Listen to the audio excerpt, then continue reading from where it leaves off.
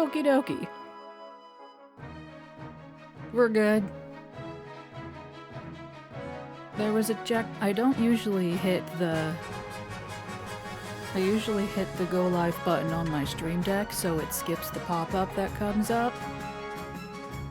But, this time I hit the go live button in Streamlabs desktop, and there was a checkbox that was like enhanced broadcasting beta. No, come back, I'm still here. And I shouldn't have checked that box, because everything exploded. But anyway, hello, welcome.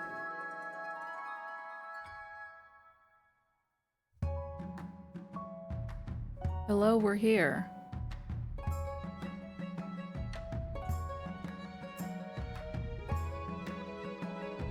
Can you hear me, Major Chat? Can you hear me, Major Chat?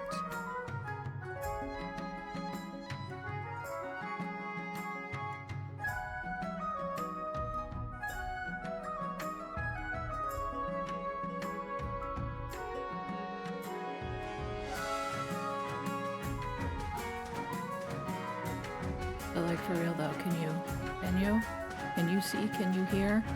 Am I real? Okay, good.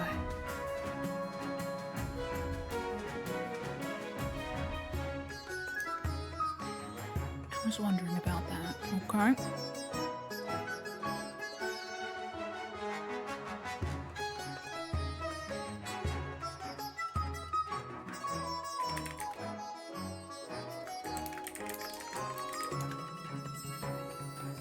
Okay, well there's that.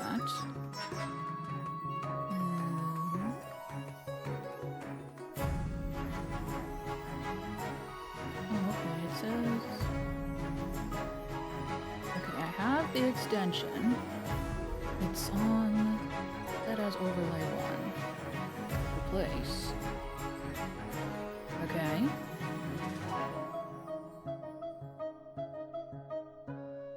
is there now an extension?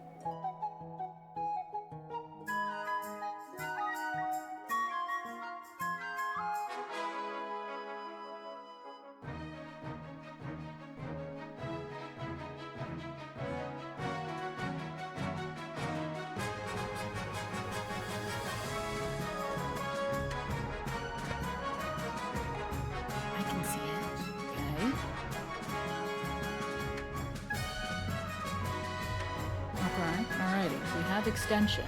Good, good, good. Okay, so yeah. Right.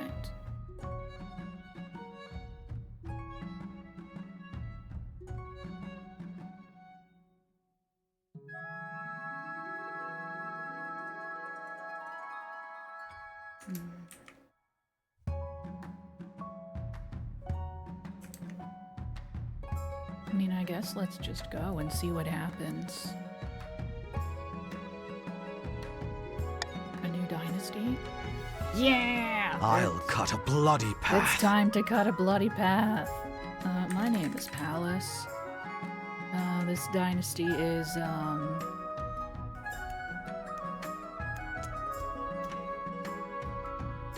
really original. Oh, the Palladia. Queen Palace. Monarch Palace of the Palladia Dynasty. I guess let's go. Play on Twitch. Simply by typing into chat. Let's go. Yes, we have the Twitch extension installed. Good. Okay, so... alright, that's a little delayed, but that's okay. We have... yeah!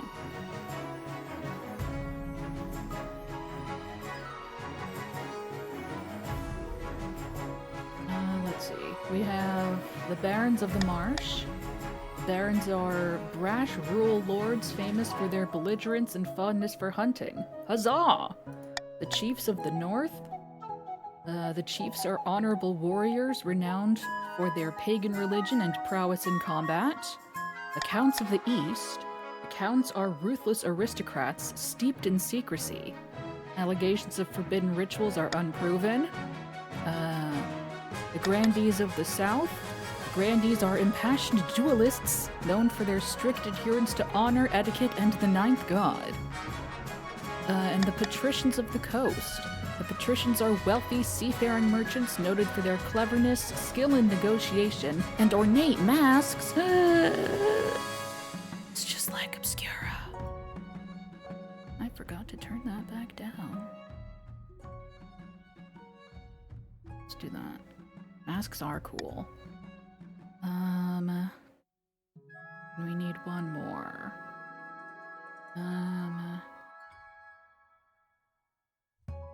I like duelists. That's some Utsuna shit. Let's go. Your nobles may now join Twitch chat with !join, followed by pronoun. Example, join she. Players can join mid-game and their wealth and region are saved in continued games. You may now join.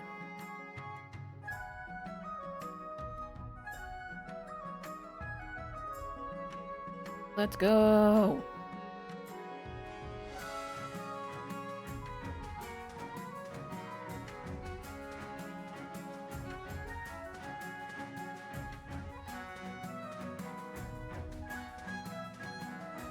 Players who own the game can type join region in Twitch chat to join a specific region.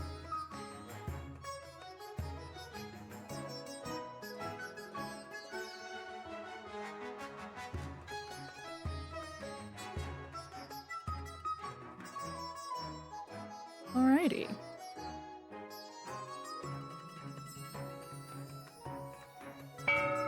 Ding dong.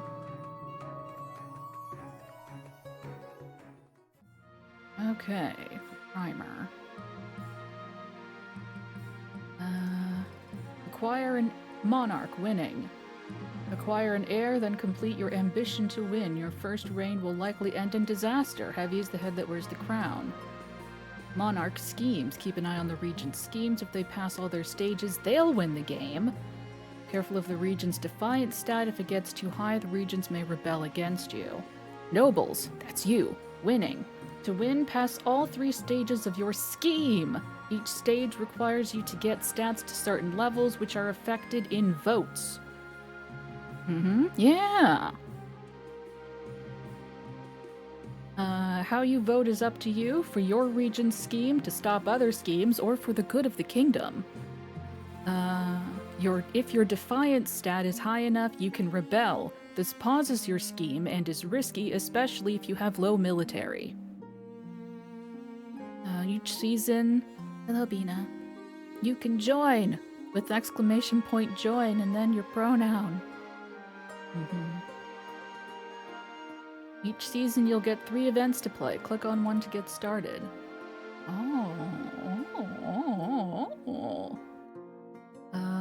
My coronation, if you'd please. A monarch. This is your monarch. The streamer's character. They'll appear in most stories, but not all. That is okay. Kingdom stats. Region stats. Alliance.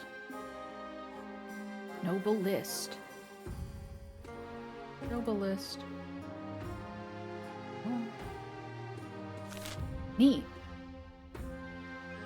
My Chancellor, Your Majesty, I've scheduled your coronation to take place in a week's time. Why the hurry? To delay any longer would make the nobles restless, and when nobles get restless, they take their daggers and look for the nearest back. They wouldn't dare! You should pay more attention to your history books, Your Majesty. The nobles are always plotting something. As is tradition, the council will decide what happens at your coronation.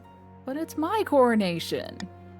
This isn't an absolute monarchy, Your Majesty. Everything has to be run past a council vote, even this.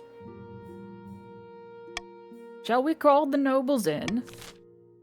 Certain choices will change stats. Some choices that do so will indicate this change here. Not all choices that change stats have these indicators, and they do not show the region affected. Voting. These are the upcoming choices your nobles will vote on. Each of these may change stats in some way.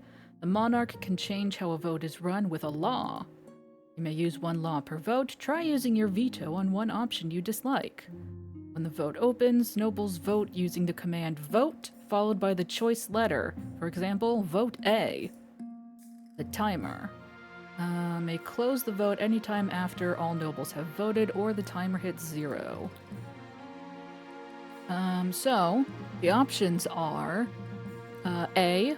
Host a lavish parade with jugglers and fountains of wine. B. Yes, it'll be... Yes? Probably. I'm gonna go with yes. Yeah. Yeah.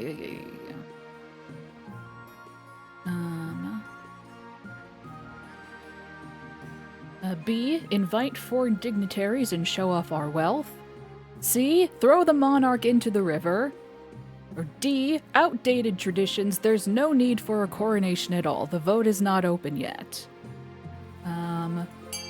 The vote is now open. May type exclamation point vote, followed by your choice.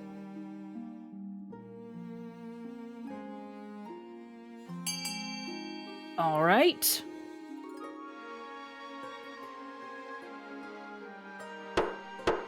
Voting tied at 1. Break the tie. Oh, I get to break the tie. Oh, let me see.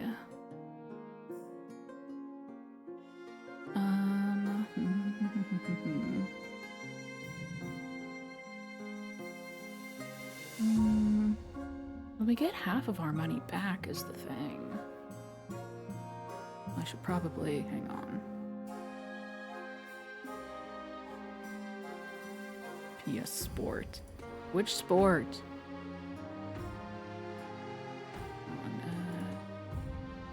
There we go. Yes? There we go.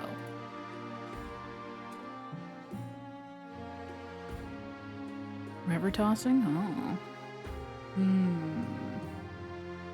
How much stability, though? I don't know. Let's, you know what? Let's go with blackjack and hookers. Huzzah! Oh, you attended your coronation. Attachment has been changed by how much? Nice. Alrighty. The coronation is a great success. Jugglers, wine, fireworks, and feasts. It has an impact on your treasury, of course, but what doesn't?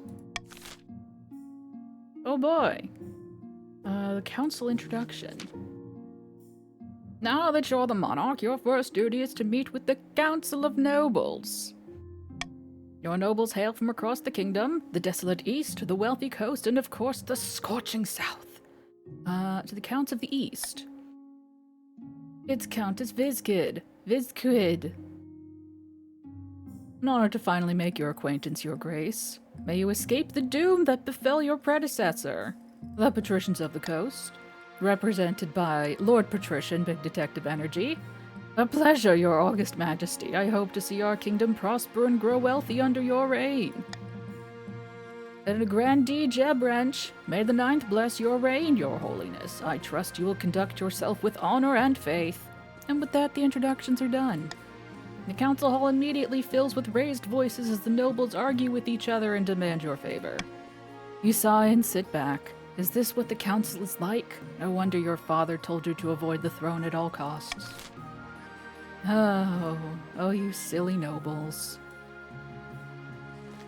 Heir and ambition. The monarch must acquire an heir and complete their ambition to win the game. A spouse is useful, but not necessary.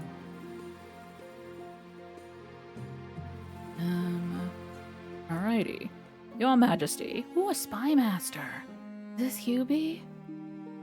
First few years of your reign are the most difficult. You're new and unproven. The nobles of the council will scheme against you, hoping to kick you off the throne and put their own puppet claimant in your place. Those fools couldn't scheme their way out of a paper bag. Better monarchs than you have been toppled by their treacherous nobles, your majesty. To defeat their schemes, you must secure an heir and prove that you are worthy of the crown by completing an ambition. My question is this: when you die, how do you hope the kingdom will remember you? I will never die. Oh gosh.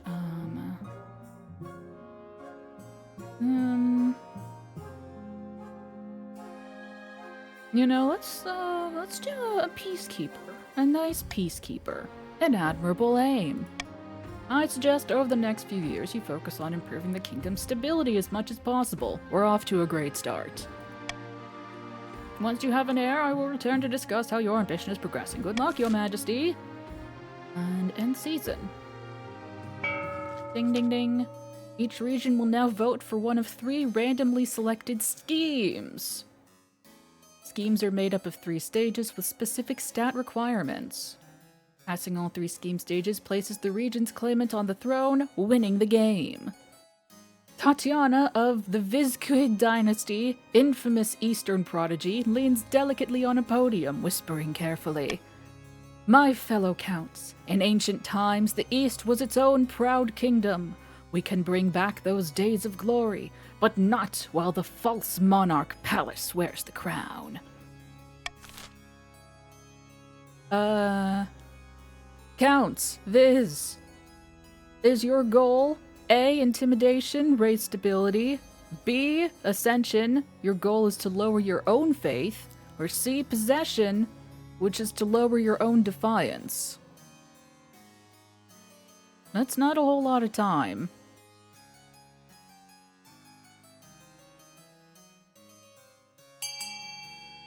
Whew.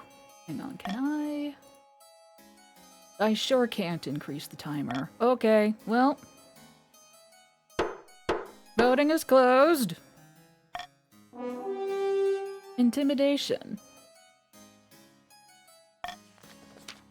The counts plan to hold the monarch hostage in their own palace. First, they must lull the spy master into a false sense of security. To advance their scheme, counts must raise stability to 5 or more in 4 seasons. Well, shit. The patricians. Now this is detective. Be prepared to vote.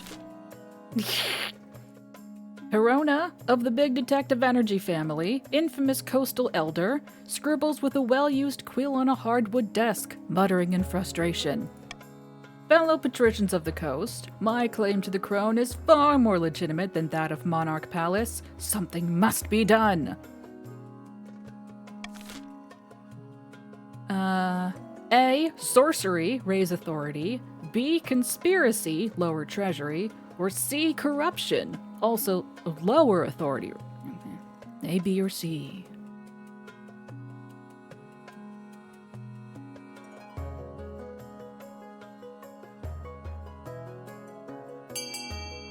Alright.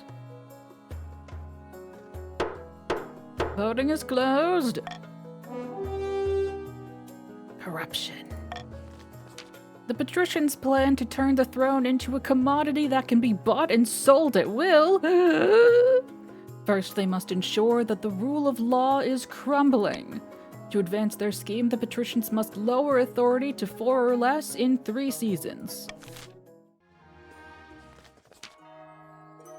And the grandees of the South. Morrow, of the Jeb Wrench lineage, charismatic political mastermind, stands bathed in sunshine, droning on as in a daze. A false pretender occupies the throne while my claim is ignored. Grandees of the South, this is a stain on our honor. We must not allow it to go unanswered. Now this is Jeb. Be prepared to vote. A, subterfuge, lower stability. B, uprising, raise treasury. Or C, fervor, raise your own farming. A, B, or C.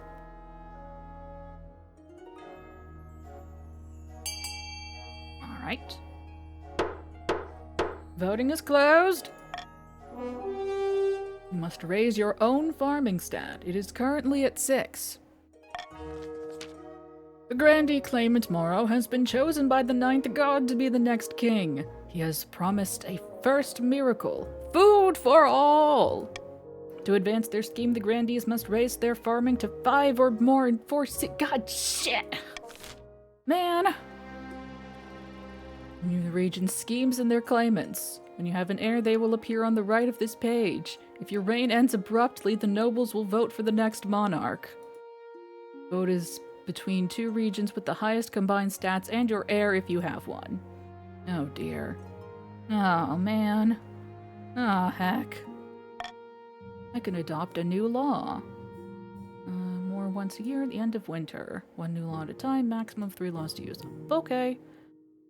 Plus 1 stability if more than 50% of nobles vote for any one option. Great. Well, but the nobles must vote for their least favorite option, and the option with the least votes will pass. Oh, well that's confusing. 600 treasury if the nobles vote for the selected option. If the nobles vote otherwise, minus 200 treasury. Well, that'll just make you vote against me.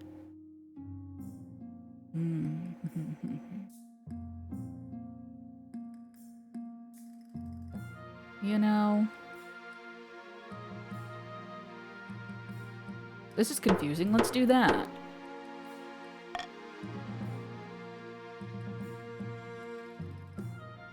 Oh, okay. Let's see. We have a new trend, the Honor Guard, and pirates!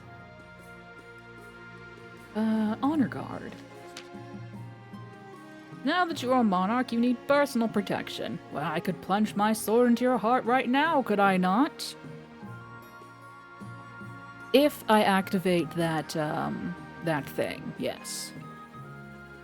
I suppose so. You need an honor guard to keep you safe from such dangers. What about the Palace Watch? The Palace Watch. Hoorah! Don't make me laugh, Your Majesty. These tin soldiers can keep out the riffraff, but do you expect them to stand up to a warlock, a child of the Viper, or me for that matter? Aww. What are my options? Each region offers a selection of elite guards. Counts with Knights of the Order of the Drowned Rose. The Patricians with champion gladiators from the arena, and the Grandees offer the fiercest battle nuns from the Sisterhood of Steel. What the hell? Think carefully, Your Majesty. These guards' loyalties will be divided between you and their region. Of course, you could just hire foreign mercenaries, but they'd be loyal to coin above all. Oh gosh, oh geez. Tell me about the Eastern Knights. Order of the Drowned Rose are highly respectable. They'll understand palace etiquette, but it's been years since they fought in actual battle. They mostly write poems these days. Dang. Tell me about the Coastal Gladiators. A gang of low-born crooks who have turned themselves into celebrities through their skill at chopping other people to bits. They're vain and selfish. Their skill in battle is undeniable, but can you trust them? The Southern Battle Nuns? Oh my god. Terrifying warriors, and they've sworn a vow of silence, so at least they won't spill state secrets. But their faith and loyalty is to the church above all, even your safety. Foreign mercenaries? Band of fearsome fighters from the Tatterlands called the Battle-Bitten Brethren. They specialize in bodyguard work, but they're costly, and hiring foreigners will betray a lack of confidence in our kingdom's fighters. I mean...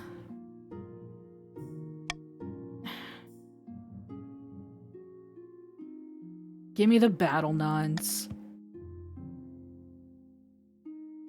I will make the arrangements at once. The coast and the east are now aloof, and the south is now loyal. The battle nuns arrive in the palace a few weeks later. They nod to you silently, their solemn steel masks betraying nothing, before filing into formation behind your throne.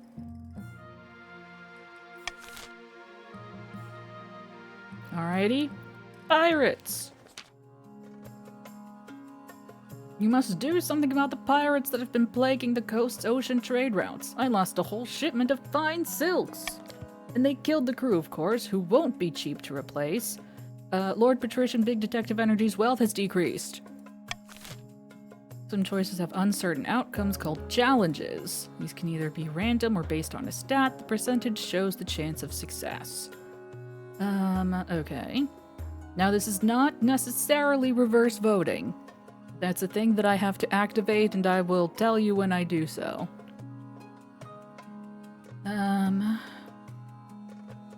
Option A, order the coast navy to patrol the sea routes. It's percent military, it says. Yes, I think so. B, pay the pirates to leave your ships alone for a year. C, nothing to be done. Okay, alright.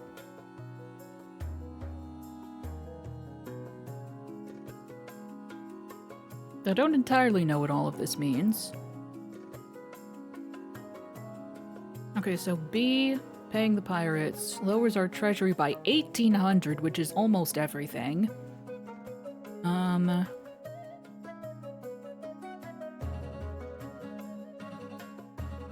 But it lowers defiance. Nothing to be done raises defiance, lowers trade, and we lose 300 wealth. Rather, I think you lose 300 wealth. Yeah, no, because it's wealth and not treasury. Treasury is mine. Wealth is yours. Okay, alright. And then order the coast navy. I'm guessing it's a 30% it says 30 military. But it says 30% military? I don't know. Alright. The vote shall open in 3, 2, 1.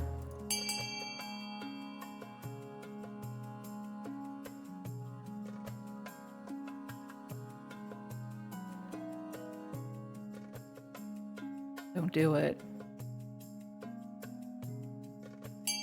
Okay. It is done. Voting is closed. Oh well. The patricians scowl behind their masks and retreat to their opium dens, where they no doubt wonder why they have a monarch in the first place. Coast defiance is now aggrieved, trade is now dynamic, and some patricians' wealth has decreased. Over the coming month, their trade routes are blighted by escalating pirate raids. Still, what are you expected to do? Pirates are a natural risk of seafaring, like sharks or scurvy.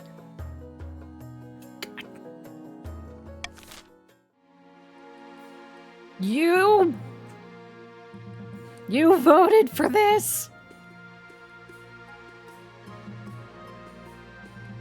A new trend. Lord Patrician Big Detective Energy is here to see you, Your Majesty. He wants to sell you, a crab. A what? It's the latest trend along the coast, Your Majesty. The patricians have started keeping a species of jeweled crab as a fashionable pet. The creatures are so rare that one can now sell for as much as a mansion. Send him in. Thank you for seeing me, Your Majesty. I know the price is steep, but I assure you these crabs will only go up in value. My choices are to buy the box of crabs for, let's see, I lose 1,000 treasury and you get 1,000 wealth. Turn this fool away, and what a waste of everyone's time, I'll make the sale of jeweled crabs illegal. You know what, I don't want to invest in crabtocurrency. Turn this fool away. Crabs, honestly, what is this kingdom coming to? Turn them away. That's the end of the season. Nobles can use their wealth to bid on any building in the region, each of which affects a stat. This is done through an auction where only the 2 most funded buildings are chosen. I didn't ban crabs, I just don't want any personally. When the auction is open, nobles can fund with the following command: fund A X, where X is personal wealth. When you're ready, hit start auction to begin the auction. Alright. So, for the counts, I assume that y'all can vote on any of these. But the ones that benefit or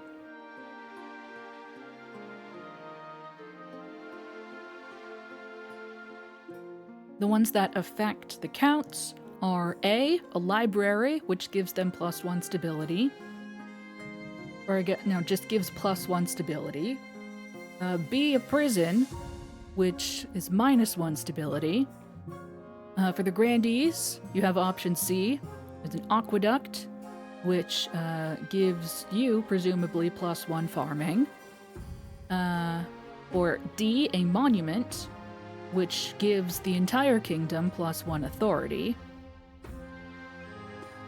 For the patricians, we have E, a fortress, which gives you +1 military. And F, a theater, which is -1 authority. Right? And Viz and Jeb both have 1,000 to bid, and Detective has 400 on account of the pirates. Is everybody prepared for the auction?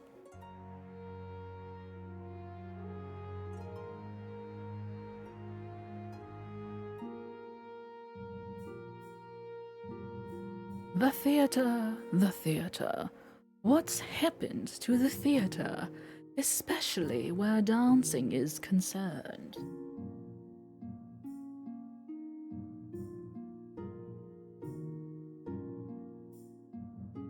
Yes.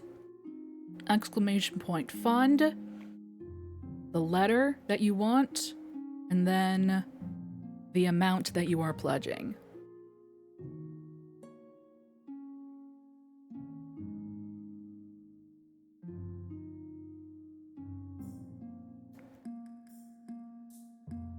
The auction will open in 3, 2, 1. You have 1 minute.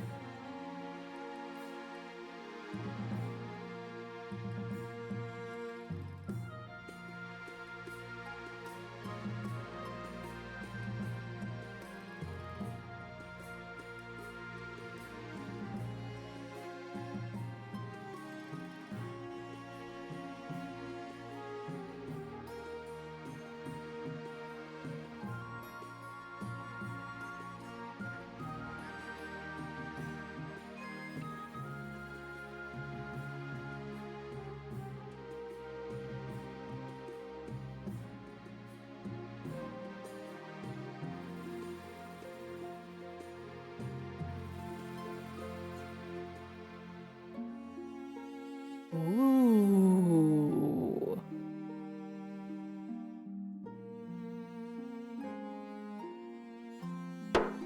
Time is up. What a power play. The buildings funded were the aqueduct for the grandees, which gives them +1 farming. And the library for the counts, which gives +1 stability for the whole kingdom. I appreciate it, but also how dare you? Oh boy. Ooh, hang on. We have Escaped Experiment, The Pirate Queen, and Finding a Spouse. Are those my spouse options? Well, hang on. Monarch first. In the twisty passages of your castle, you can avoid your advisors, the nobles, even the spymaster. But there's one person you can't avoid. Your mother. Why haven't you found a spouse yet? It's been almost a year! I've been busy. You'd better find the time. Don't worry, I'll take the liberty of finding eligible candidates. What is your preference? Men, women, or do you not mind? You know what? I like women. I like me a pretty lady. Excellent! I'll send out messengers to the most influential noble families in the kingdom. Let's see what they have to offer. Wonderful. Escaped experiment. Apparently something has escaped from the cellars of Countess Vizikid's castle. Viz's castle. I've asked for an eyewitness report from a local. Hello, your majesty. It was a right unholy sight. A monster stitched together from parts dug up from the village cemetery. I recognized my Aunt Edna's earlobes. Did it hurt anyone? No, it just seemed confused. Kept asking for its mother. This creature is my life's work, your grace, and my son! His escape was regrettable. He just wanted to see the village up close. Rest assured, I have chained him up far more securely in my dungeon to ensure this won't happen again. It's too late for that, Countess. Oh, the High Inquisitor. You and your unholy creation must be burned. It is the only way to cleanse the world of your evil. Let's see. Laws of vote. Alright, here we go. This is the vote that we have. Option: how it should be done with the undead abomination created by Countess Viz. Option A: burn Viz and her monster. Option B: burn the monster but let the Countess live. Option C: the monster may live as long as it stays imprisoned. Option D: free the monster. So... oh, I see now. Okay, so because... okay. I see. Because I see now. So, y'all had 3 military. It was your military that was being tested for the pirates. Y'all had 3 military, and so you had a 30% chance. But the kingdom has 70% stability, or 7 stability, so it's a 70% chance of success, I assume. Okay, I get it now. Burning Viz and her monster. Raises defiance, faith, and stability.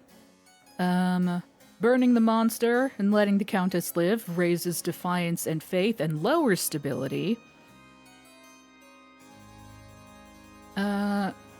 Letting the monster live and keeping it chained up is,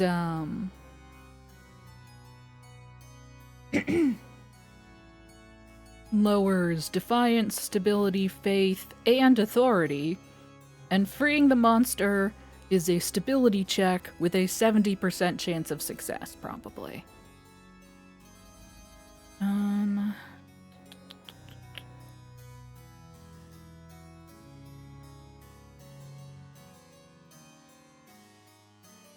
Okay, I don't feel super strongly about these.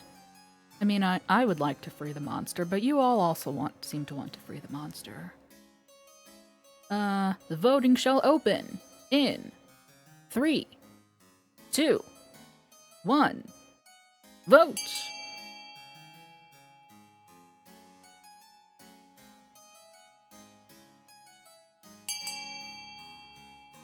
The people have spoken. Free the monster! No, your majesty, the boy's not ready for freedom. This will end in disaster. The council would free this unholy monstrosity and allow its twisted creator to go unpunished. What kind of message does this send? The East's faith is now at a 1. Impious. You're all mad. You'll see. Doom will come to the East. Doom! Luckily, the High Inquisitor's prophecy proves nonsense. Stability challenge succeeded. The so-called abomination turns out to be a gentle fellow with a green thumb and a fondness for puppies. Soon enough, he's won over the villagers, who allow their children to go on piggyback rides with him. Stability is now 9. Peaceful. He spends most of his time in the fields, growing flowers and vegetables for the community. Viz couldn't be more proud. Farming is now rampant, and defiance is now cordial. What a lovely young chap. Pirate Queen. Your August Majesty, our pirates are more aggressive than ever. They follow a pirate queen who calls herself the Bloody Gull. She has established a stronghold on a tiny speck of land called Spiderheart Isle. According to our spies, she is growing every day in power and wealth. What are we to do? Only half of our trade vessels reach their destinations. Alright, we have a vote. Oh, okay. So maybe it's... Okay, so... Maybe it's not a... Because now it's a 20% military chance. I don't know. Option A, for what should be done with the Pirate Queen plaguing coastal trade routes. I see. Okay, so it doesn't directly correlate to the number that it is. It's just, in general, you have a low score, so it's a low percent. Got it. Option A, send the Navy to assault her stronghold. It is a 20% chance.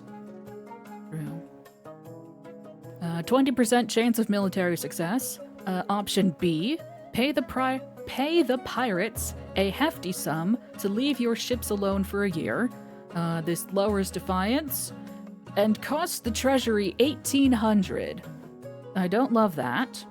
Option C, put a bounty on the Bloody Gull's head. Flat 60% chance. Option D, send a diplomat to broker peace with the Pirate Queen. Yeah, I'm just gonna take this off the table. I'm gonna take that off the table. We can't afford that shit. No. We can't afford that. No, I think not. No, we can't afford that. Y'all gotta figure it out. We the kingdom, we the monarchy. No. You mean, I, for one, would love to vote for option D. That would be my monarch's vote, but, you know. Voting will begin in 3, 2, 1.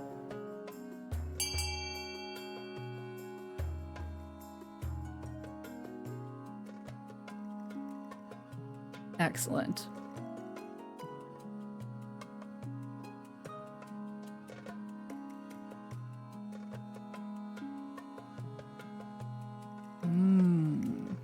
That is a hell of a gamble.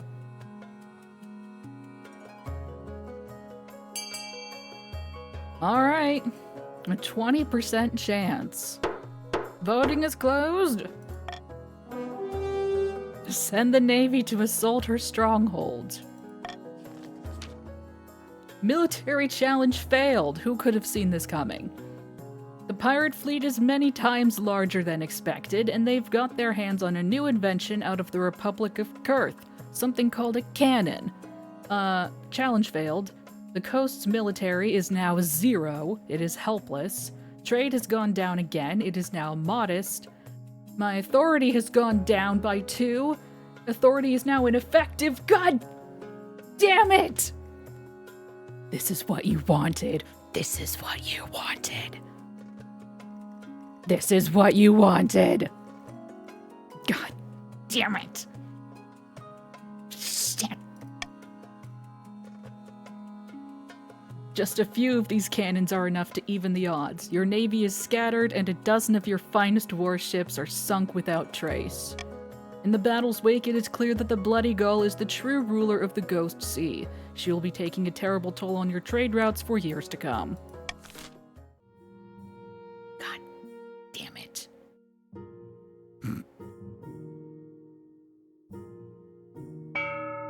Taxation? Here you can set different levels of tax or bribes for each region in your kingdom, potentially punishing some while rewarding others. Balance the needs of your treasury against defiance changes. Remember, if a region's defiance is higher than both authority and stability, they can rebel. Oh no.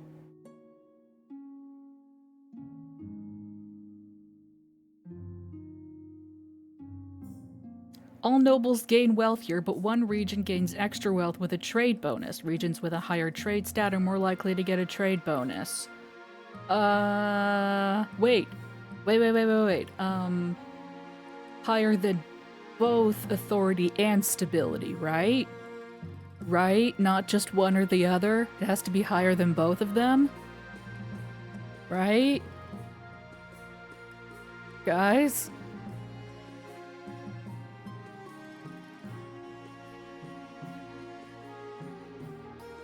Wow. I mean, let's just... listen, the patricians have had a rough year. What with the pirates and such. You know, it's been really, really rough for the patricians. I think we should just, you know, let's just give them a teeny little tax break. Just, you know, just to stimulate the economy. I think that's very, very wise. Hey, you want to complain about preferential treatment? I let you have your monster.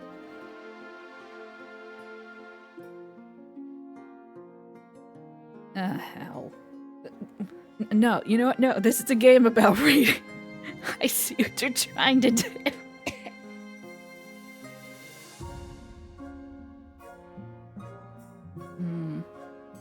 I am kind of curious what happens if the treasury runs out of money. Not so curious as to deliberately tank us, but, yeah.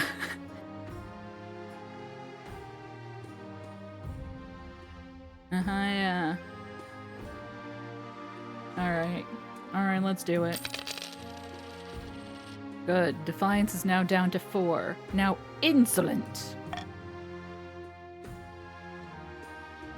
Oh, the crab bubble bursts, you say? The crab bubble has burst? Oh, who could have foreseen this? Bad news, Your Majesty.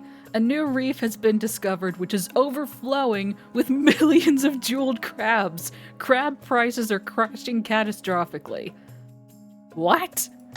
The entire kingdom will suffer financially, Your Majesty, with the exception of a few patricians. This is what you get for trading in NFCs. Non-fungible crabs. Curiously, Lord Patrician Big Detective Energy, who, the very same patrician who first began the crab craze, recently sold all his crabs at a huge profit just days before the crash. Some patricians' wealth has decreased, some counts' wealth has decreased, some grandees' wealth has decreased. Then Detective Energy's wealth has been increased to 2,300. Something must be done. You summon your council to discuss the crab price crisis. Many assembled nobles have invested heavily in the crab market, and they are casting furious glances at the patricians' benches. Oh dear. Well, we can't bail out the failed business along the coast. Ooh. Option B is to let the coast suffer the full consequences of this crisis. Option C, arrest Lord Patrician Big Detective Energy and confiscate his ill-gotten gold. I mean, I know what I'm voting for. This is for the good of the people. The voting is now open.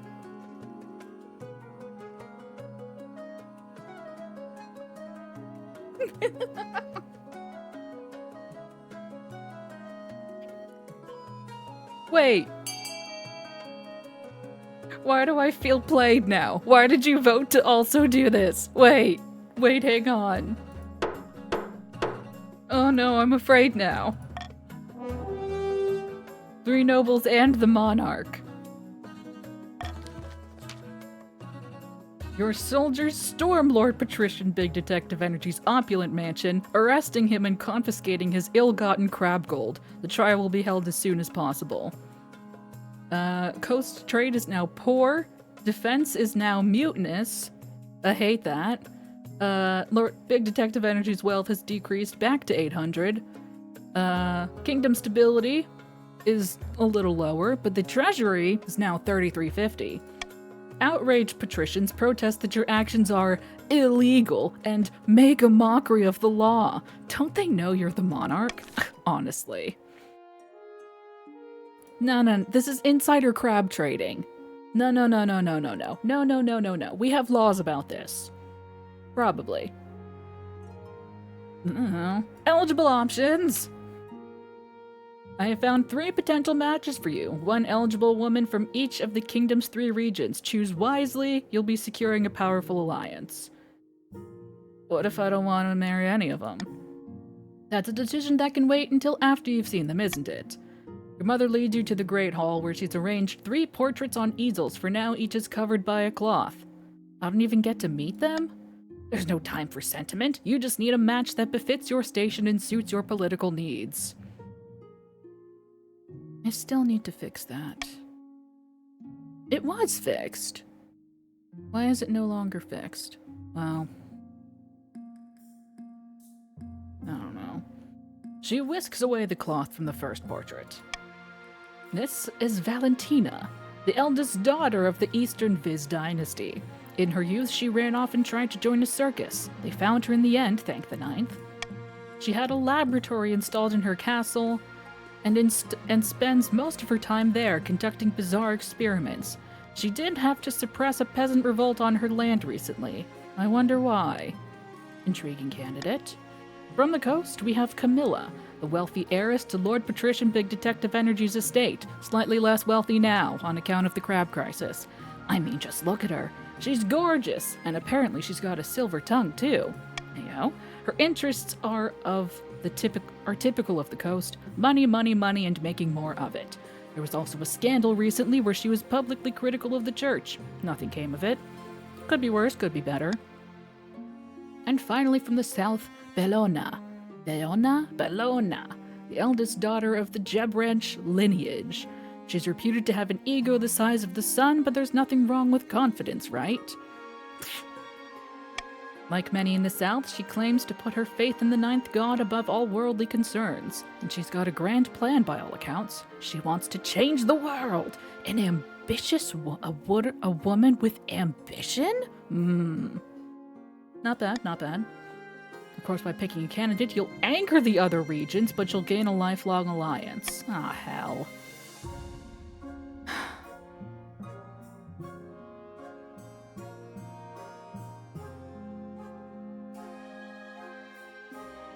What happens if I just want to see him again?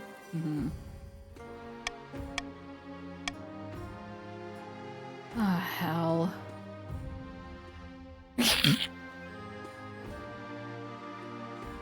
Oh, man.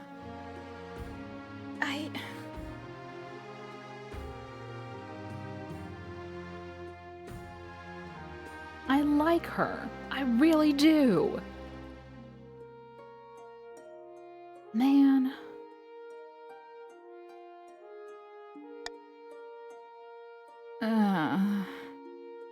What if I refuse to marry? Ooh. Man. Yeah, no.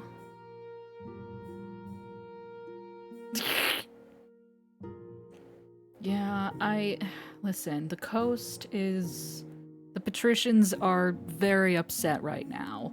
The crab crisis has taken a toll. And the pirates, oh my goodness. I want to marry for love with Valentina of the East, but it is my duty as a monarch to marry for the good of the kingdom, and that is Camilla of the Coast. Make the arrangements.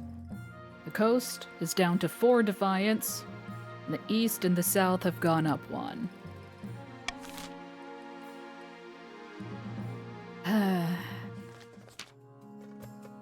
Your August Majesty, the situation in the coast is dire.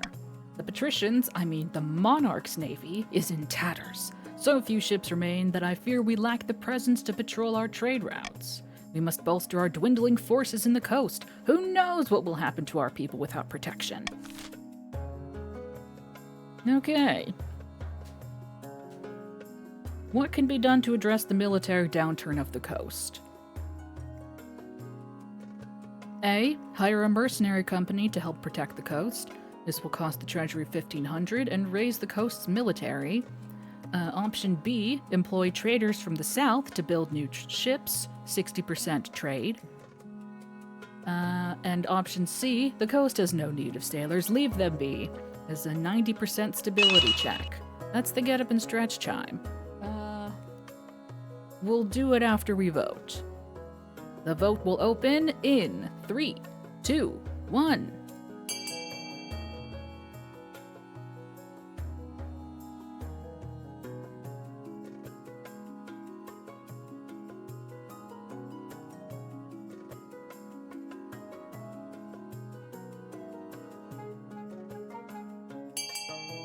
Alright. Voting is closed.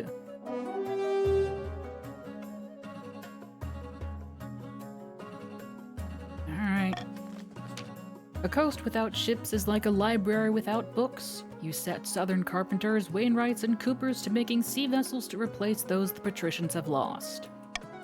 New shipbuilding brings life to the Southern economy, and the patricians get the boats they always wanted for an absolute bargain. Coast's military is now up to 2. The South has gained 1 wealth, and the coast lowered defiance by 1. Alright.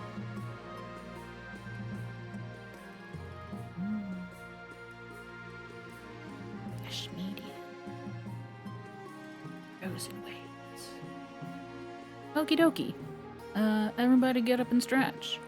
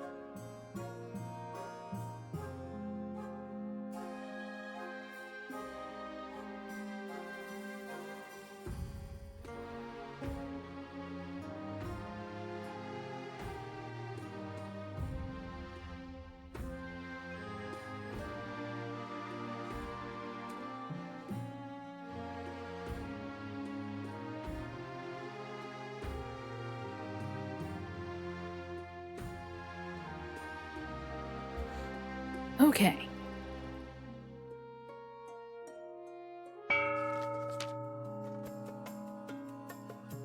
The patricians, wallowing in corruption.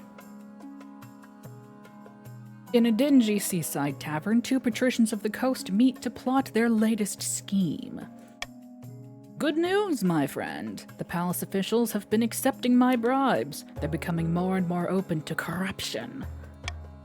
What are you getting in return? Oh, not much. A better seat in the council chamber. Access to the monarch's rooms when they're out? That sort of thing. The important thing is that the monarch's staff are getting used to selling their principles to the highest bidder. So what next? Palace staff are one thing, but the true prize would be the loyalty of the chancellor and the rest of the monarch's inner circle. To do that, we need to demolish their respect for the monarch. If the kingdom is in chaos, they will see the monarch as an incompetent fool and be much more open to our bribes. To advance their scheme, the patricians must lower the stability to 4 or less in 3 seasons. Man. Oh wait, no, stability. Ha-ha! Nice. let's see. Let me see. Monarch can mark their preferred voting option. If chosen, they gain +1 authority. If nobles vote for the monarch's choice, they gain +500 personal wealth. Ooh, I can bribe you.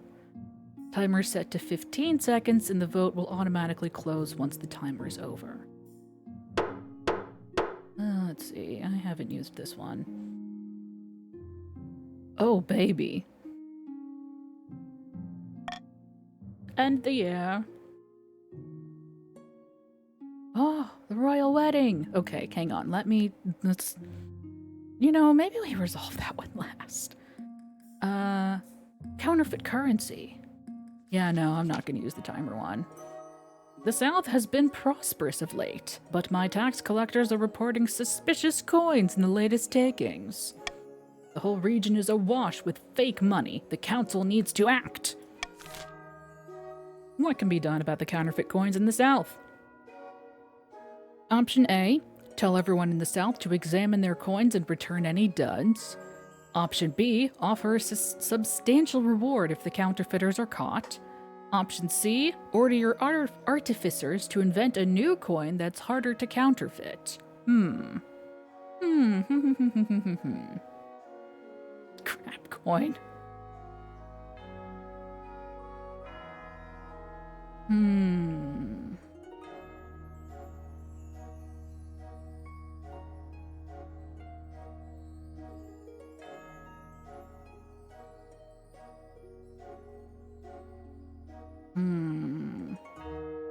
Okay. I'm okay with all of these. Alright. Let democracy reign. Voting is open.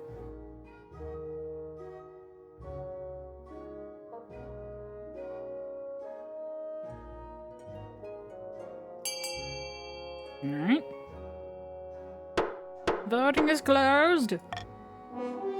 Order your artificers to invent a new coin that's harder to counterfeit.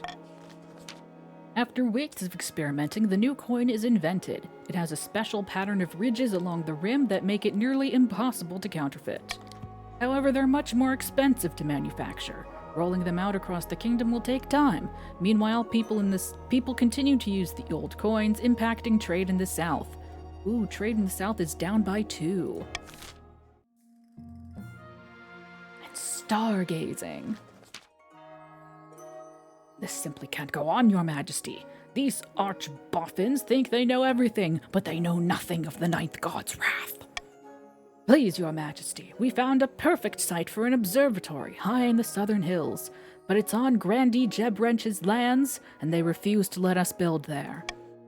Such things are heresy. The stars are just as big and close as the Ninth God intended. Who put you up to this idea, I bet it was one of those counts, like Viz.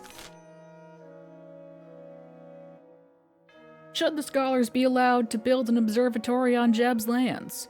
Option A, construct the observatory. Ooh, a 50-50 authority check. Option B, find a different site for the observatory. Option C, forbid the construction of the observatory, lowers defiance and raises faith, presumably for the South. And Option D, forbid construction and investigate the scholars' funding.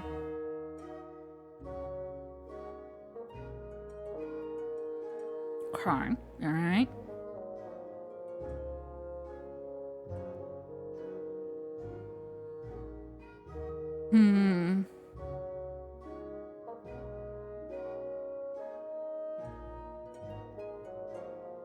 I kind of want to veto A, but I want to save my veto, just in case I need it at my wedding. Voting will open in 3, 2, 1. Vote!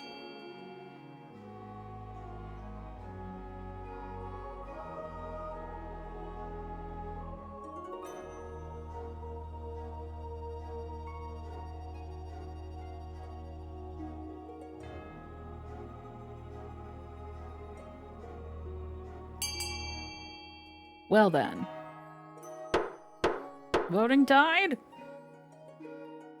I get to break the tie. Hey, guess what? I'm not doing A.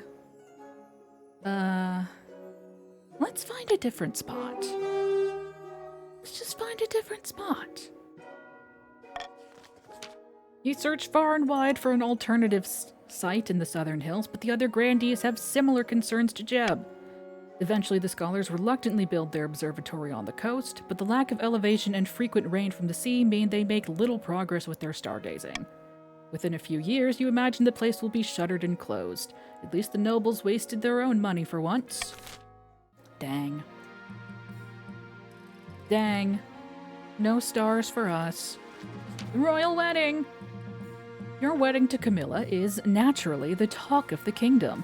Nobles and peasants alike travel from across the realm to attend. For a week and a day, the capital is one giant party.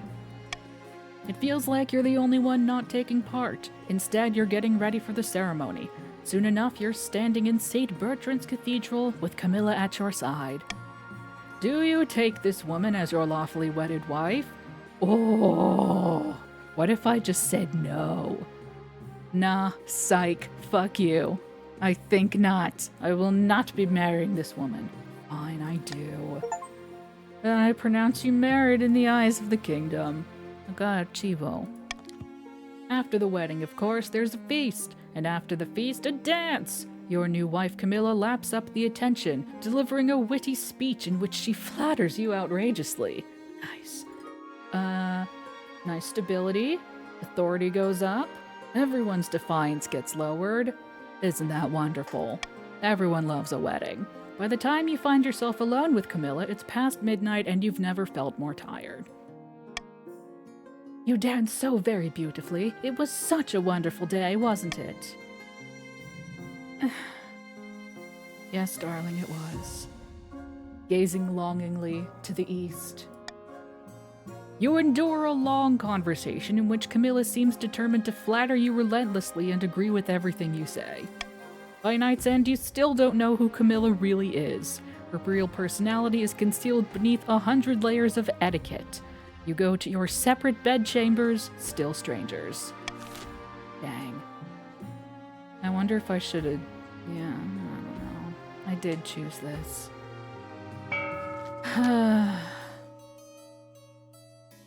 Meanwhile, in the east. Far in the east, Countess Viz is hosting a dinner party in her castle with a few distinguished guests. Our plans are going better than expected. The spy master thinks that all is well in the kingdom. Thanks to her lack of attention, I've made a fortune selling weapons to the Ashmedian Empire, even though it's forbidden. Trade in the east has gone up. Things are proceeding better than I ever imagined. Our next step is to replace the Palace Watch with our own loyal agents. Not the battle nuns. Indeed, the Honor Guard are incorruptible, but the Watch are another story. Oh wait, no, I see. The Watch, not the battle nuns. Whew, the nuns are safe. If the monarch can't pay them, they will look for money elsewhere. For the next stage of their scheme, the counts must lower the treasury to 1,500 or less in 2 seasons. Good luck, you fools!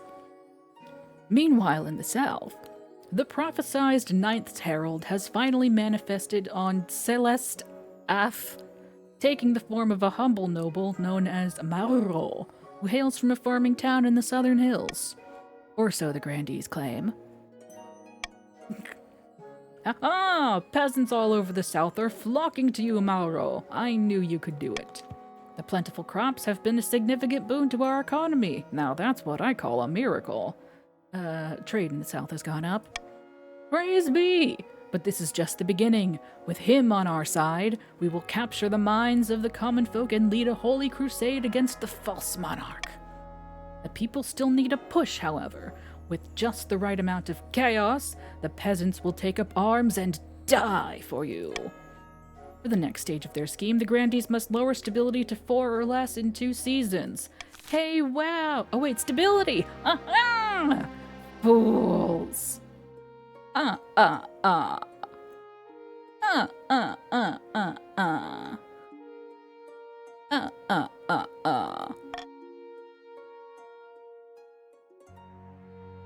my god, the crab trial.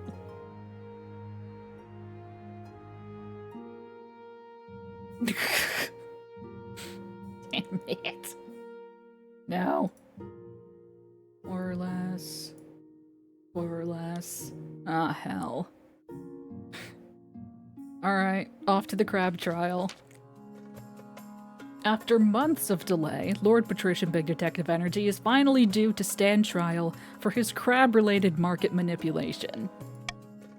You stand accused of perpetrating fraud and tricking hundreds into buying expensive crabs. How do you plead? I am guilty only of making money, so I broke a few laws along the way. Is that a crime? Yes, obviously. I pronounce you guilty as charged and your fate will be decided by the monarch. Oh boy.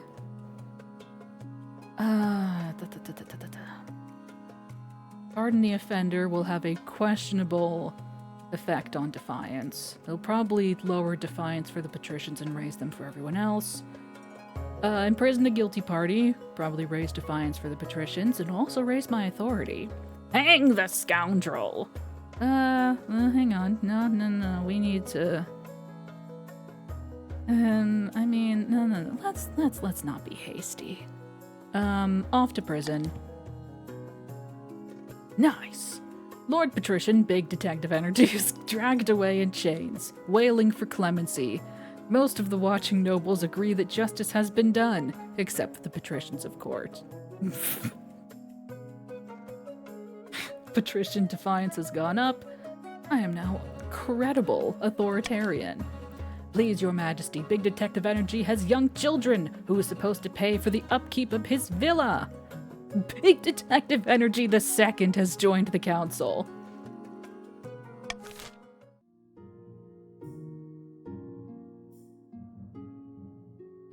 A helping hand. Oh. I'm just a mean green brother from outer space and I'm paid. Darklife67, thank you for the follow. I appreciate it. Alice, I had something to ask of you. What is it, my wife? As you surely know, I run a very successful jewelers guild back home in the coast. But the current laws are a little restrictive for my trade. Lots of tariffs, regulations, you know how it is. I was hoping you could push for some changes in the council. Eliminate some of the import duties on Ateshi jewels, perhaps? You want me to give the coast preferential treatment? I think it's only fair. The other regions just can't compete with us in the jewelry trade anyway. You know what? I'll assemble the council. Marvelous, I'll see you there. Let's see. Oh, you have joined the patricians. Lucky you. Detective, you've been demoted. Let's see. Democracy shall reign here. Should import taxes on foreign jewels entering the coastal ports be reduced? Option A, reduce import taxes on gemstones. Raise defiance in trade and treasury. B, ban the import of all gemstones. Lower trade, raise defiance, and raise authority. Option C, do nothing.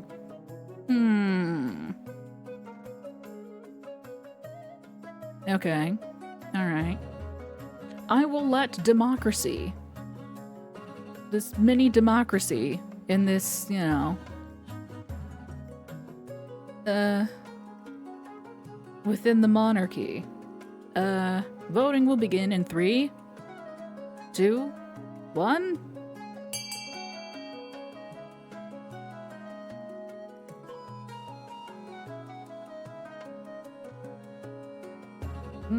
Well then.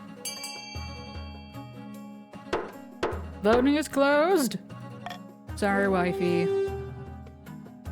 The people have decided. My wife, my beautiful wife. No, wasn't my fault. Completely out of my hands, my beloved wife. It's that rotten council. You know how they are. When Camilla doesn't get the result she wanted, she leans over to whisper in your ear. Thank you for trying. I'll admit defeat on this one. For now. Still in good with the wife. Blistering heat. Your Highness, dreadful tidings. Summer has been exceedingly hot this year, and citizens have been dying from the heat. The harvest will be poor, as you can imagine. Um.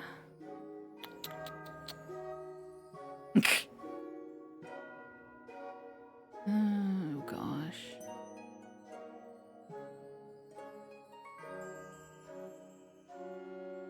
Let me see. Farming, trade.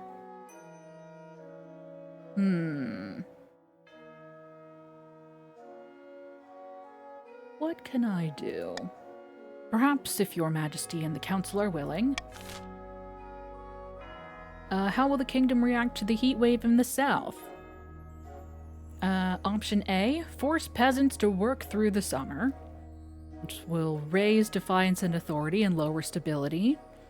Option B, encourage regional immigration to supplement the labor market, which will lower defiance, stability, and trade. Option C, mandate midday siestas. Ooh. Which will lower defiance, farming, and trade, but raise stability.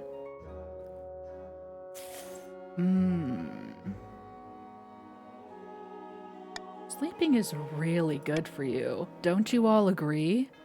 Sleeping is very, very good for you. Voting will commence in 3, 2, 1.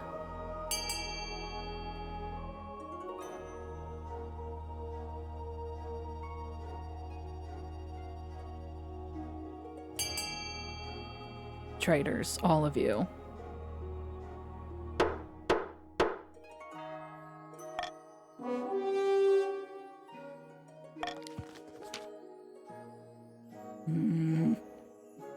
You prevent the worst of the heat wave's effects by forcing peasants to work just as hard as usual.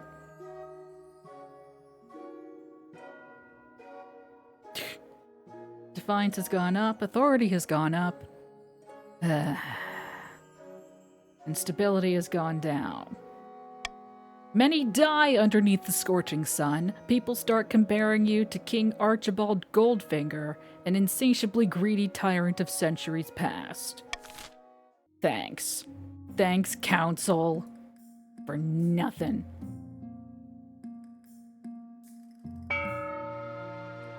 Alrighty, it is time once again to auction.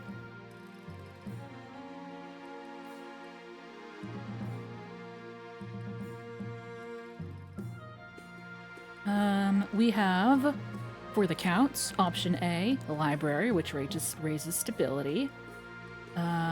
Option B, a thieves guild, which lowers trade. For the grandees, option C is a fortress, which raises military. Option D is a monument, which raises authority. For the patricians, option E is a prison, which lowers stability. Option F is a theater, which lowers authority. Remember, it is fund, fund, and then the building code, and then the amount that you would like to bid. God damn it. Plotting against me.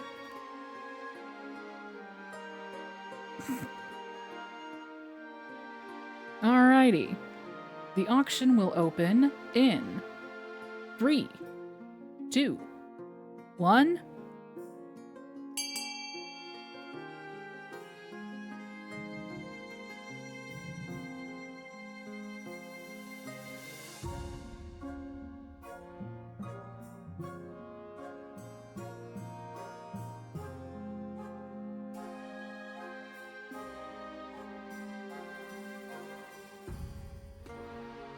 Hey, God.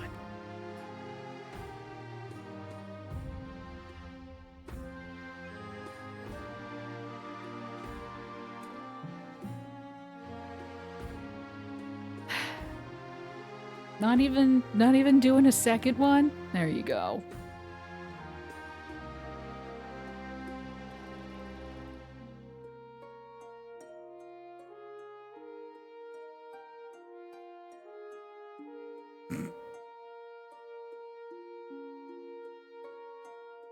They were your crabs!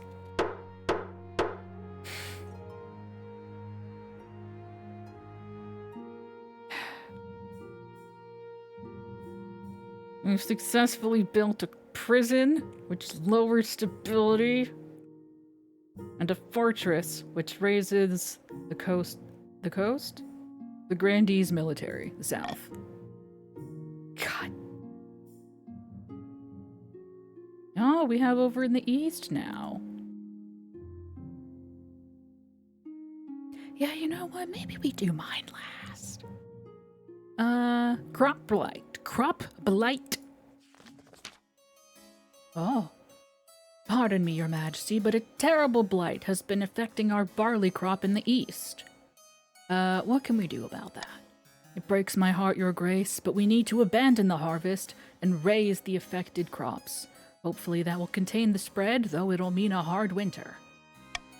Don't listen to these ignorant peasants, Your Majesty. They're overreacting as usual. Burning the crops would cause far more famine than it would prevent. Welcome back, Mittens. Congratulations, Mittens. You are now the Grandee of the South.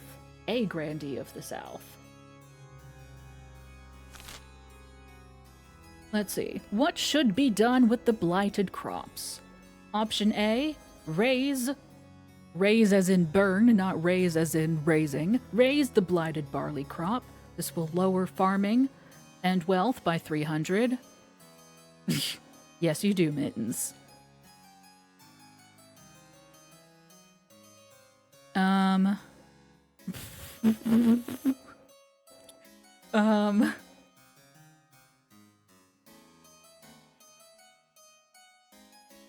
And we'll raise defiance. Option B, harvest as much as possible, which will lower defiance and farming.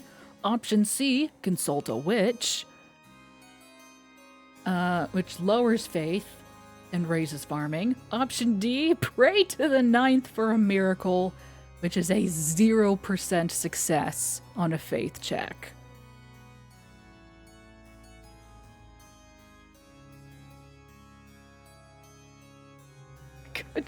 I do kind of want to see what the 0% is, but you know what? I will leave it in the hands of the council. Voting will commence in 3, 2, 1.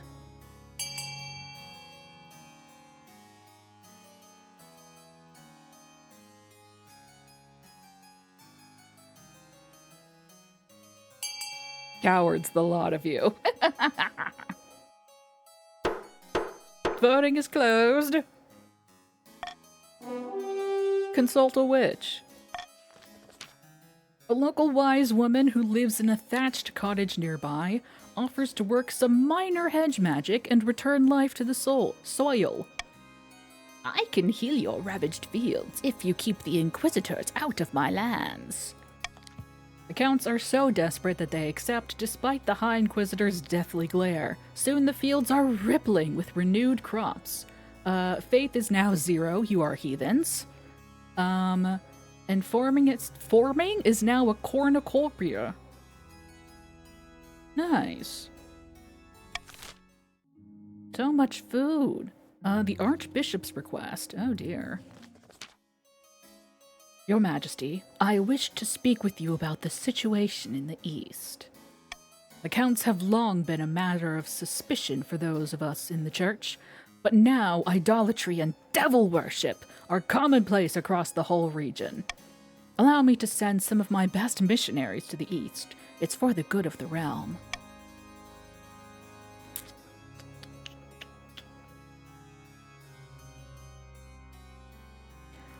You know what? Gosh. I'm gonna have to bring it to the council. Of course, Your Majesty, I would expect nothing less.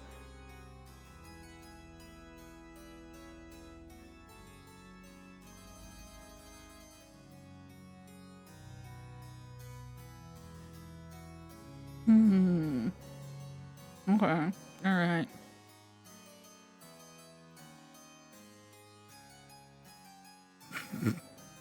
Should the Archbishop be allowed to send more missionaries to the East? Option A, send missionaries to the East. 60% stability check. Option B, deny the Archbishop's request for a mission, which will lower defiance, presumably in with the counts. You know what? I think I'm good. I think I'm good. Oh, voting has commenced. Sorry. Didn't give you warning. There's only 2 options.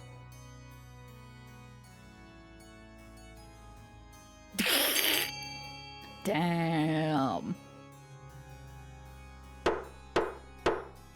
Voting has commenced. Voting has concluded. Damn it, whatever. Send the missionaries.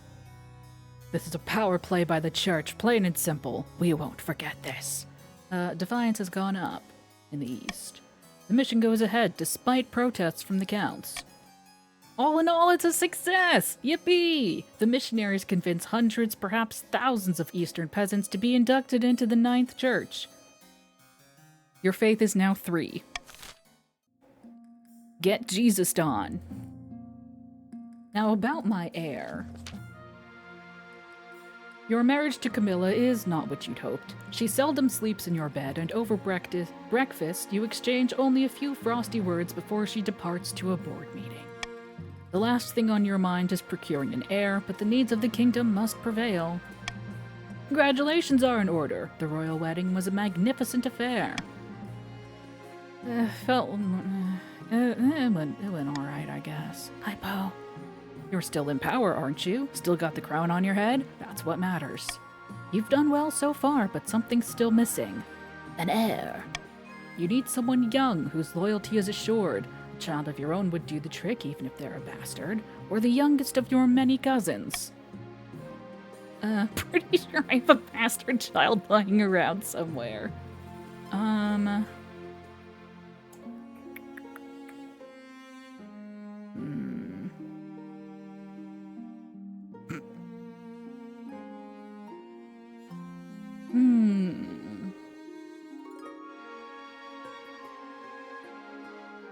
You know what? I plan to adopt a low-born child from the orphanage. The nobles won't be too happy with a low-born child being elevated to the status of a royal. Okay, maybe, hang on. I knew I taught you better than that.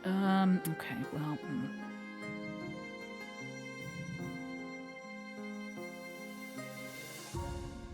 You know what? My wife and I will have a child together. The traditional method. No one will object to that. I'll arrange for you to take a month off from ruling so you can, get down to business.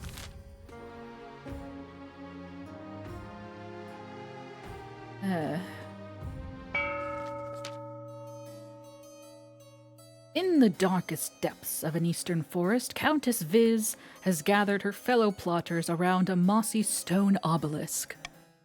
The Palace Watch won't accept our bribes. The treasury's practically overflowing. They don't need our money. And I suppose they ran straight to the spy master to blab about it too. Damn our luck. Is this the end? The best investments are never profitable to begin with. We will bide our time and strike again when the monarch least expects it. The Count's aim is to lower the treasury to 1,500 or less.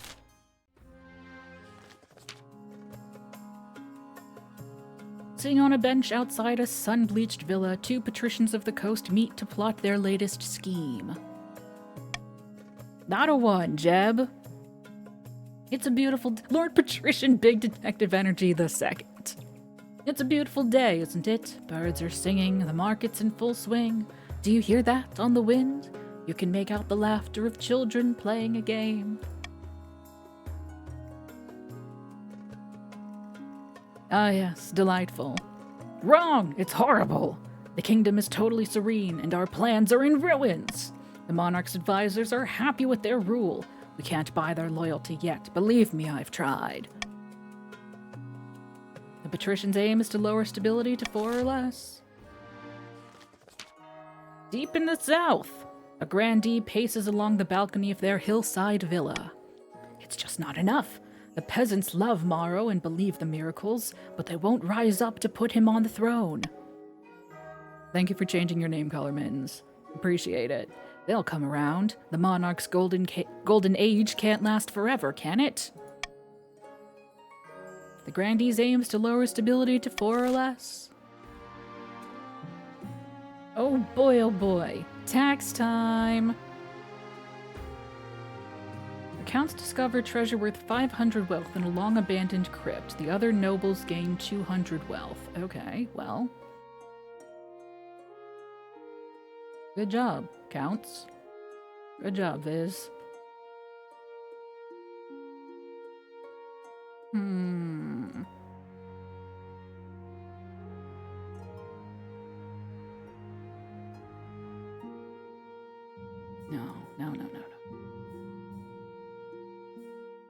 I think we're doing just fine.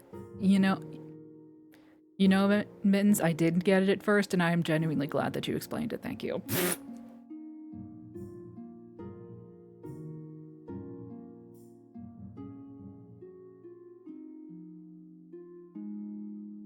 You know what, honestly?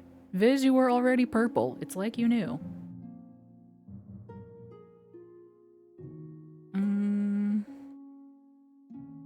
Yeah, no. Regular old taxes. Good job, team. I see it as yellow, yes. And it's yellow on screen. Okay. Oh, boy. A new plague, huh? Ooh, we'll get to that later. A tasty innovation!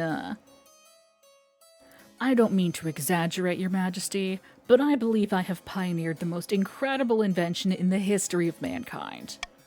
I was hosting a small party, playing cards with some old friends. I called for a servant to bring me something to eat that was both tasty and convenient as my hands were occupied.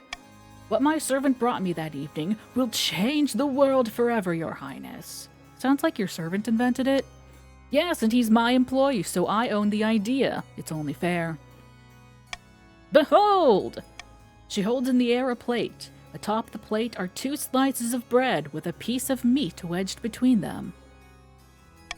It allows the hungry noble to consume 2 slices of bread plus meat all at once, saving valuable time.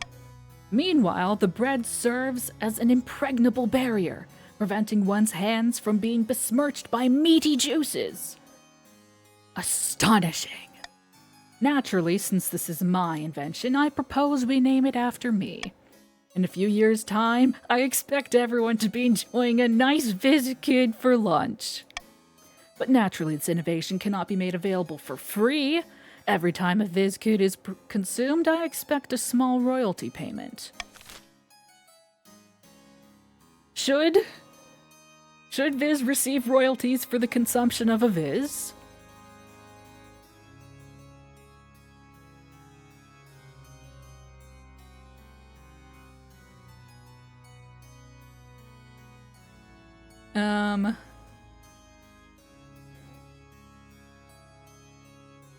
Alright. Option A. Give Viz the royalties she deserves. This lowers defiance, has a interesting, questionable effect on wealth, and it lowers trade. Option B. No! Vizes are too delicious to be controlled. Raises defiance and trade. C. Viz shall receive a one-time reward from the treasury instead. This decreases the treasury, raises wealth, and increases trade. And option D, the servant should be rewarded instead. What was his name again? I don't know. I, for one, I think we should... you know what? It's too delicious, you know?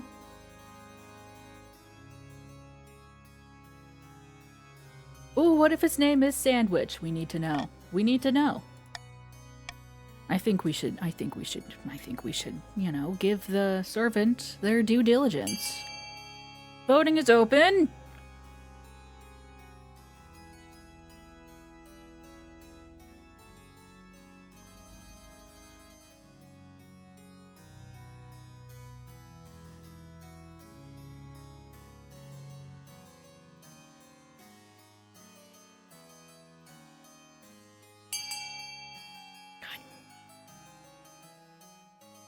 But my bribe! Voting is closed! A one-time reward from the treasury. Thank you, Your Grace. I suppose it's better than nothing. There was a bribe for option D, yes.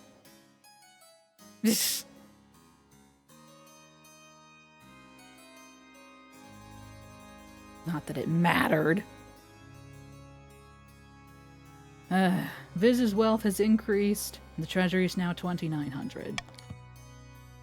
They prove massively popular luncheon. Bakeries spring up across the east experimenting with new ingredients. Turns out you can put almost anything between two pieces of bread.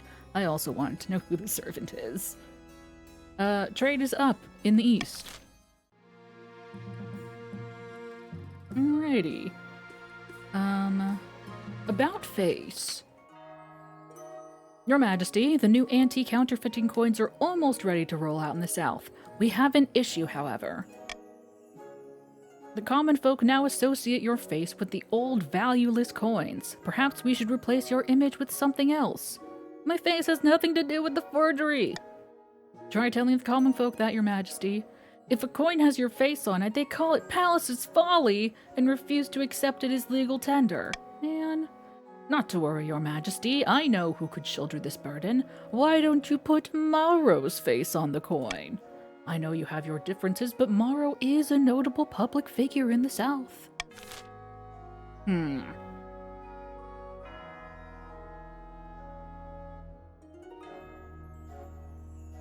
it.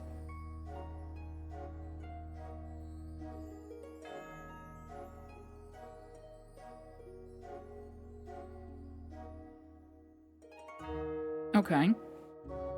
Option A, keep the monarch's face on the new coins. Lower stability and trade. Option B, replace with Mauro's face. It raises stability, that's fun. Lowers defiance, raises trade, and lowers authority.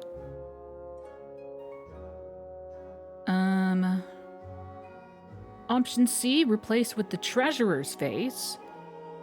Increase in trade, increase in treasury, and a decrease in authority. Option D, replace with a generic image of a majestic lion. It's an 80% stability check.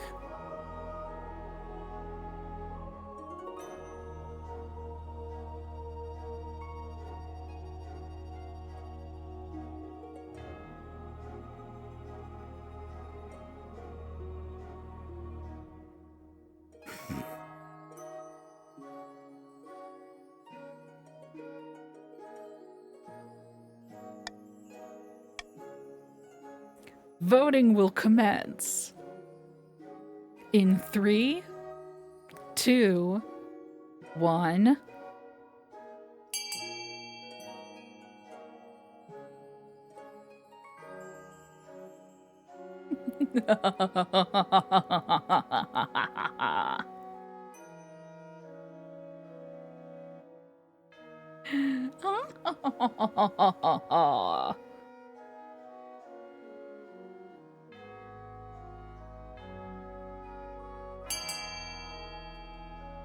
Voting is closed.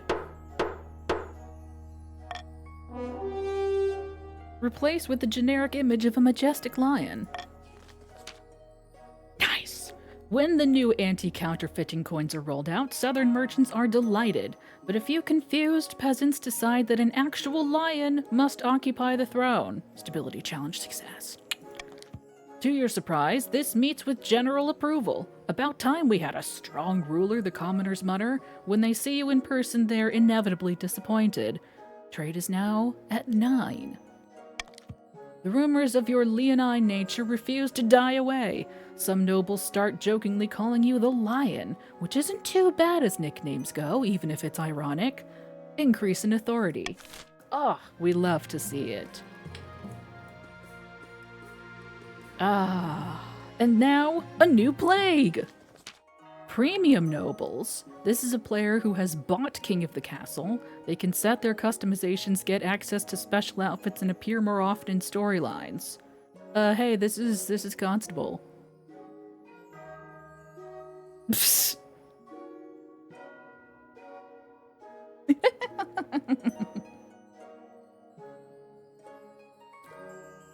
Let's see. Your Holiness. Yeah, me too, Detective.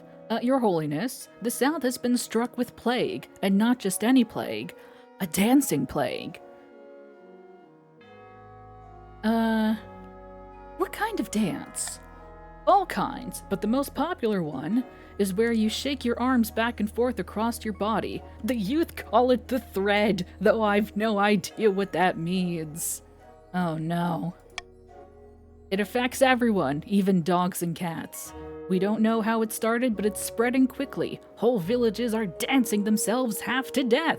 Fun fact, this is a real thing. This is based on I mean, obviously not the Fortnite dances, but this is based on a real thing.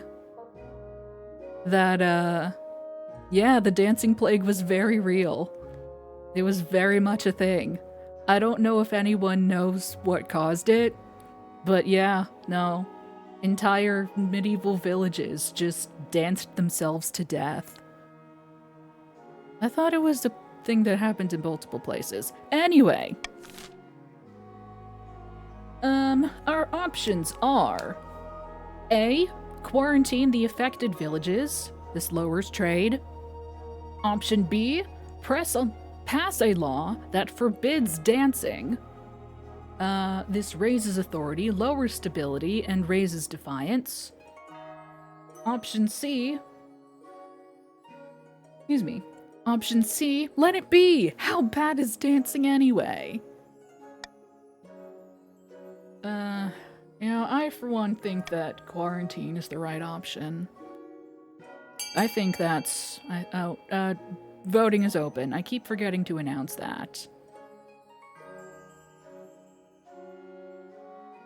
Because there's a delay.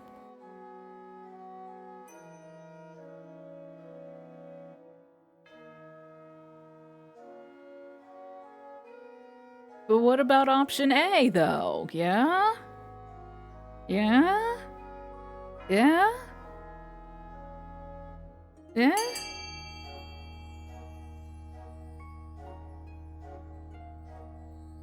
Enough nobles have voted. Man. What? Voting is closed. Pass a law that forbids dancing. Oh my god.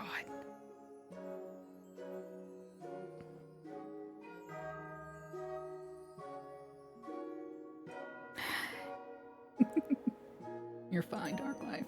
The peasantry and nobility are unhappy with the new dancing ban, which has earned you the moniker of the Maudlin Monarch. Man, authority has gone up, stability has gone down, defiance in the south has gone up.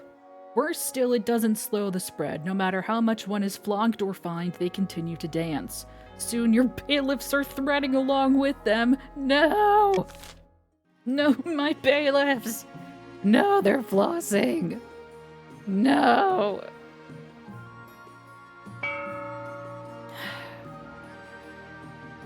We don't want to do that one. Ooh.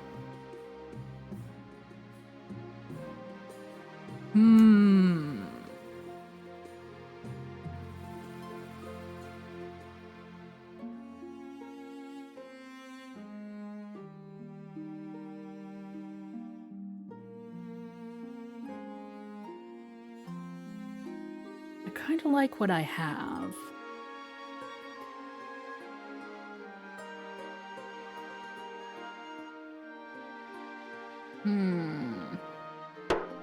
I might be able to scheme something here. I mean, this is a very good decision for the entire kingdom. Oh no. Oh gosh, dancing fever is back. Grandee Constable Mitten stands before you, hopping frantically from one foot to the other as she speaks. The plague, Your Holiness! It's spreading! Why, I think I've been affected myself! You think I should do something about it, I assume? Verily! You need to do something, or we'll dance ourselves to death! This may look fun, but trust me, it's anything but. I can do that, Jeb.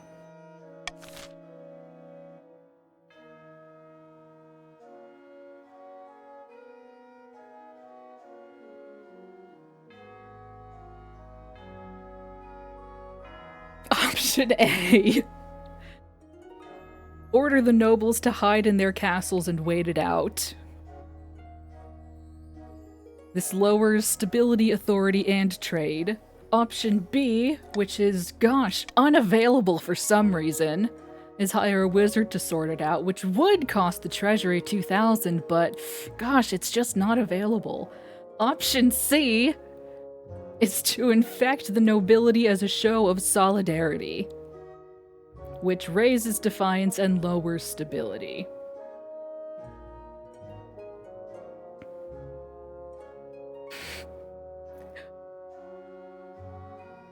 No. Listen, I need this money for the good of the kingdom. How am I supposed to improve things for everyone if I spend all my money on a wizard? Can't happen.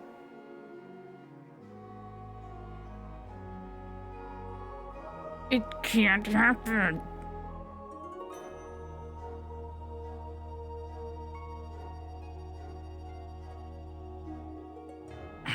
Fucking...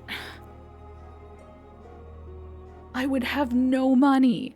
I would have to tax all of you extremely heavily.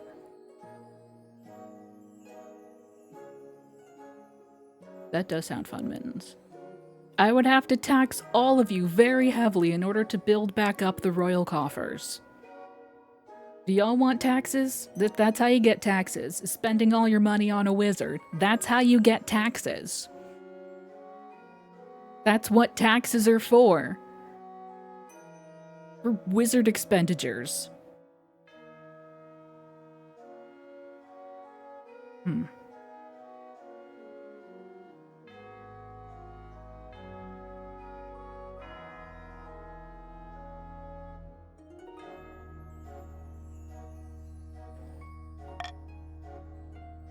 You know what?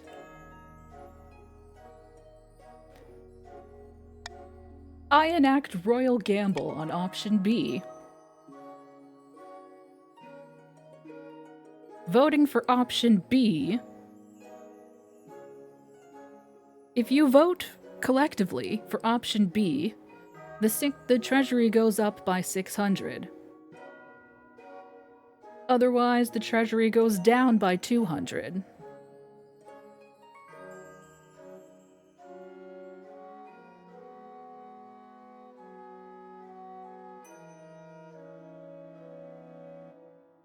Voting will commence in 3, 2, 1.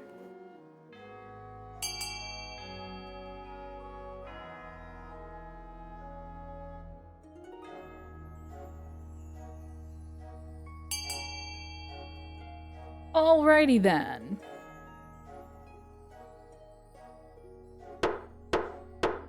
Voting is closed. Order the nobles to hide in their castles and wait it out by unanimous vote.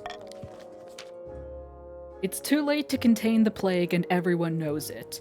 As uncontrollable dancing spreads to every corner of the kingdom, royal proclamation is issued ordering members of the council to stay indoors at all costs. Let's see. We lost a little money in the treasury, no big deal. Stability is down to 5.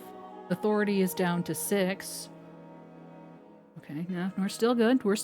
We're still stable. Everything's fine.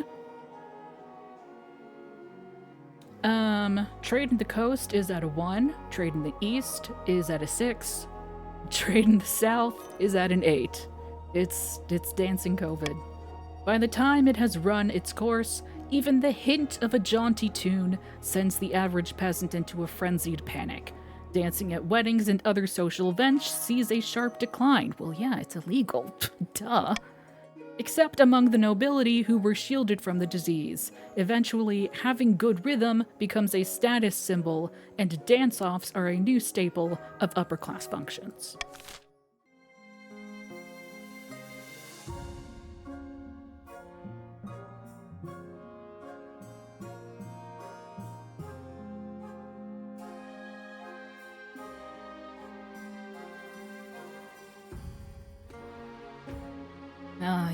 dancing as bougie now. Alright. Tithe trouble. Pity trouble. Your Highness, I've come to submit a complaint about the Counts of the East. Lately, they've been neglecting their tithes. How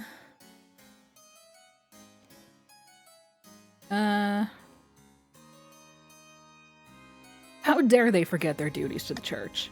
The worst offender is Countess Viz. She hasn't paid her tithe in years. I want an example to be made of her. What should be done about the counts refusing to pay their tithes to the church? Option A. Order the counts to pay their tithes in full. This raises defiance and faith, and takes 300 wealth, presumably from Viz. Option B. Toss Countess Viz in the dungeon as an example to the rest. This raises stability and faith, and also lowers wealth, and tosses Viz into the dungeon. Option C.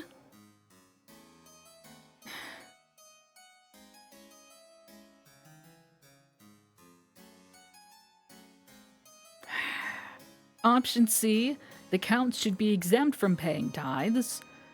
This presumably raises defiance for the grandees and the patricians and lowers it for the counts. It also lowers faith, stability, and authority, and Viz presumably gets 300 wealth.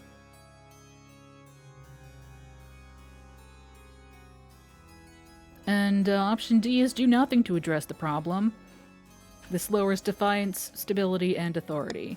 I feel like that's not a good thing. Option D has been vetoed. Option D has been vetoed.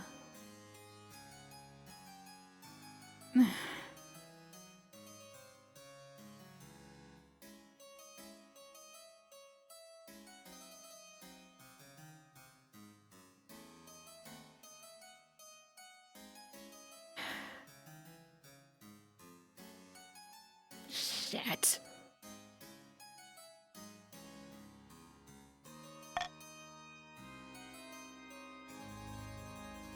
God, y'all are plotting and scheming, and I don't much care for it. I am your king. I am your monarch. I am the ruler of these lands. How dare you?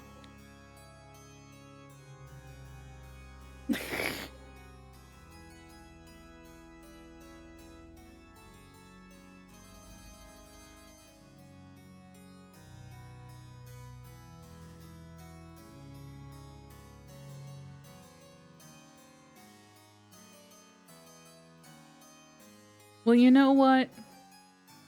The way I see it, C and D are equally, maybe not equally not great, but with option C, Viz gets money.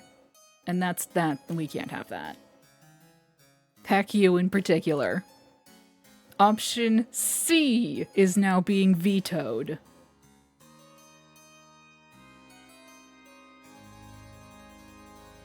You may have your D and eat it too. Voting will commence in 3, 2, 1.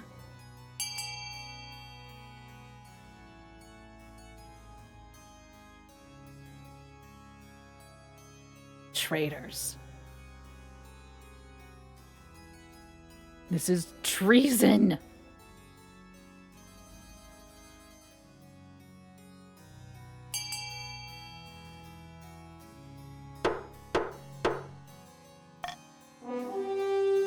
Do nothing. The council opts to do nothing to address this travesty.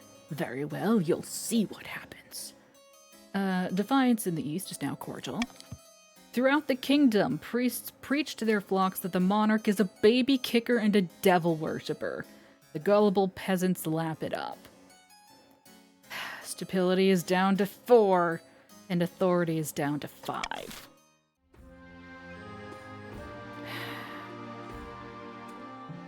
A sacrilegious request. What is your problem with religion in the East? Your Highness, I'm as devout as anyone. Sure you are. But it's beyond ridiculous that for one day of every week, all the shops shut and no work gets done. Listen, It was one time that I kicked that baby, and it was an accident. It's not my fault. Someone just left their baby on the floor. That's not my fault at all. How could I be expected? How could I have known that there was a baby on the floor? Baby had it coming. I know, it's the 9th god's holy day. The day he rested after slaughtering the other gods like cattle. But must it interrupt trade? I'm leaving profit on the table.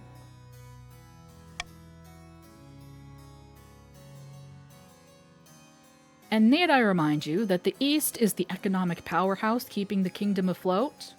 No, you're not. No, you're not. The grandees have better trade than you. We should receive special dispensation. You want to carry on working through the day of rest? Not me personally, just my employees. This is sacrilege, by the way. Ah! I assure you, High Inquisitor, I have nothing but the utmost devotion to the 9th, but I need to think about my profits.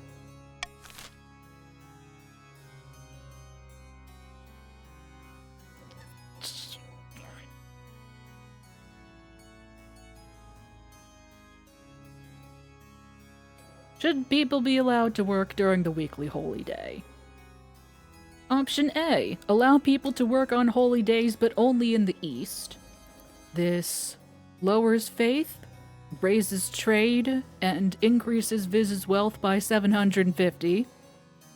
Option B. Allow people to work on holy days throughout the kingdom.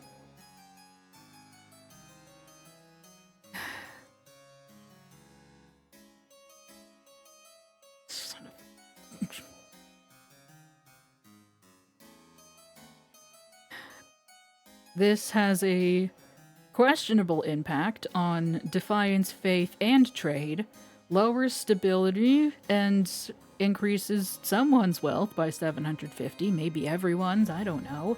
Option C, keep the weekly day of rest. Well, my vote is to keep the weekly day of rest, obviously.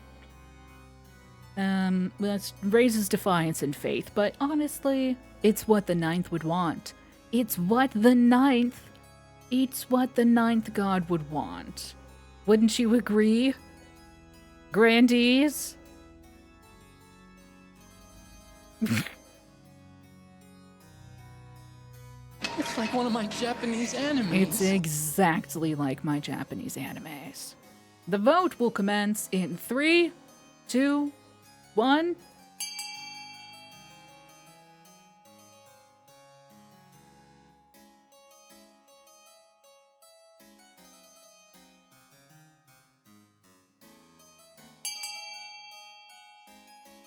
Sacrilege. Sacrilege. From the Holy South. Sacrilege. I am shocked. Shocked and appalled. You're going to burn, all of you.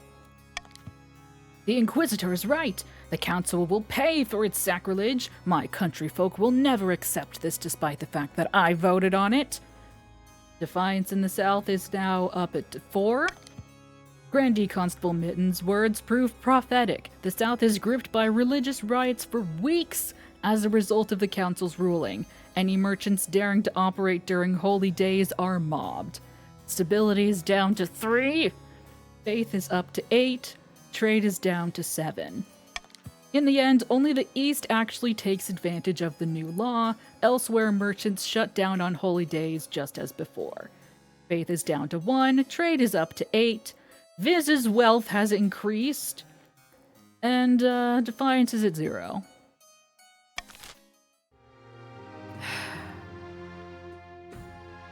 Damn you all. Damn you all. The 9th will be very displeased with all of you. But first we need to get up and stretch, and I might grab a snack real quick. Everybody get up and stretch and think about what you've done.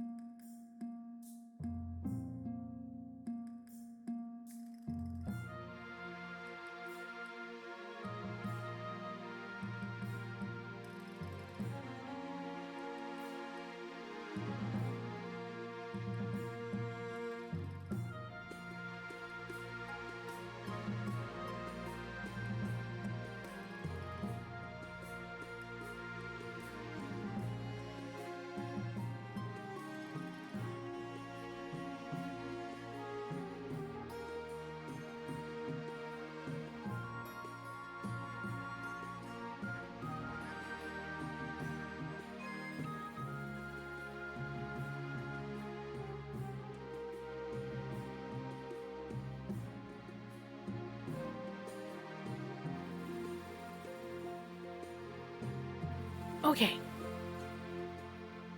Next season. Meanwhile, at the villa. In the coast.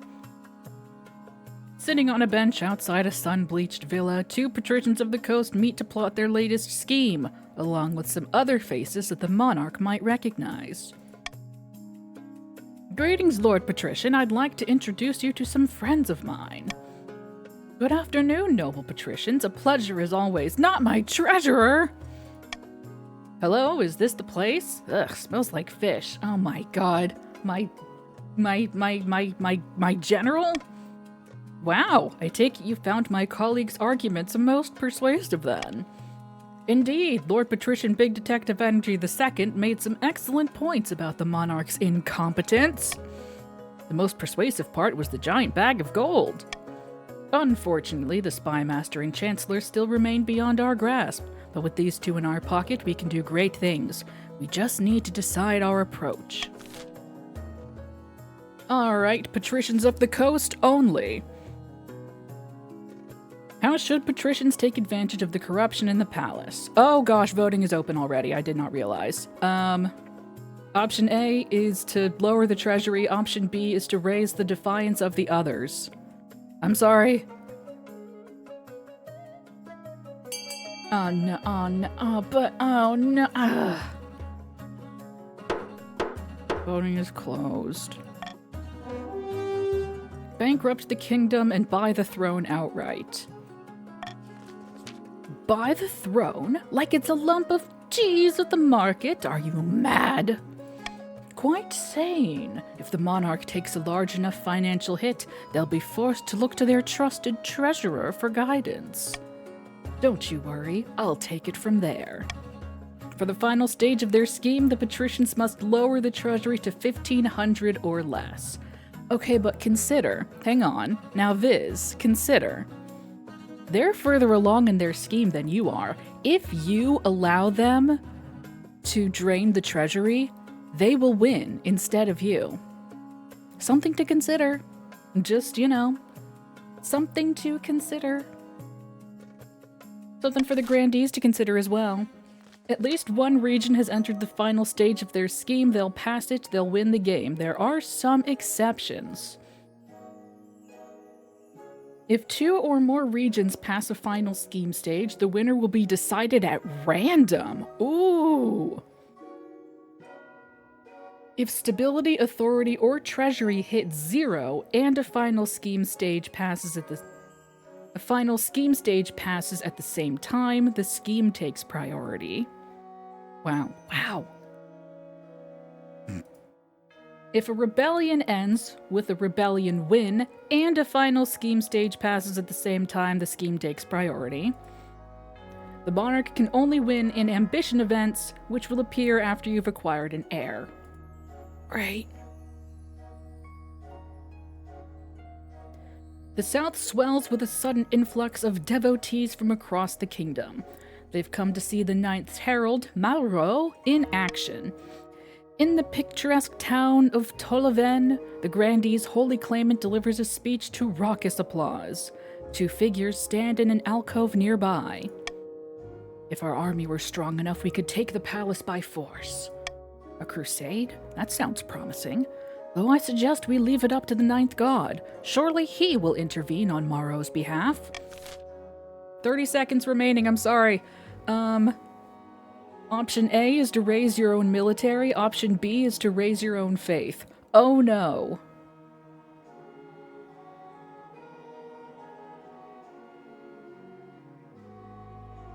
I mean, military, definitely.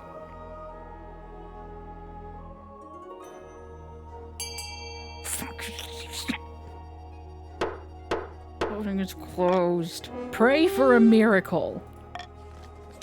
Let us join in prayer, fellow grandees. The end of Monarch Palace's illegitimate, godless rule is upon us. Our claimant Mauro is poised to take the throne and usher in a new golden age. We need only wait for a miracle. That's very fair, Bina. For the final stage of their scheme, the grandees must raise their faith to at least 10. Uh, uh, oh no. My heir! Oh my god, my heir! Please, my heir! Your quest for an heir is finally complete. You stand before the council holding a small child in your arms. Should I die, I ask that my crown be passed down to... The council hall is filled with nervous silence.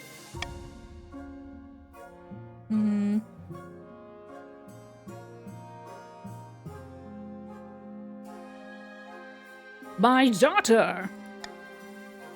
The assembled nobles break out into polite applause. By designating an heir, you've cemented the stability of the kingdom. Yeah, about fucking time. Your esteemed highness, may I be the first to congratulate you on the birth of your daughter. What is her name? Pallas II.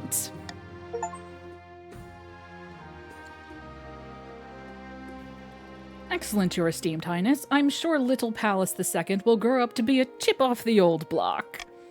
Congratulations on finding an heir. Now you just need to fulfill your ambition to win the game. Expect a visit from the Spy Master soon. How soon? Can it be sooner? Please. Please. A vanity project. Let me get back to you on that. Vultures. Greedy eastern merchants are taking advantage of cheap coastal labor, your august majesty, exploiting our natural resources and putting our trading companies out of business. They're vultures. Vultures! Is it really such a problem? This is just business. Business! Dark Life's wealth has decreased. Ooh, dramatically. My god.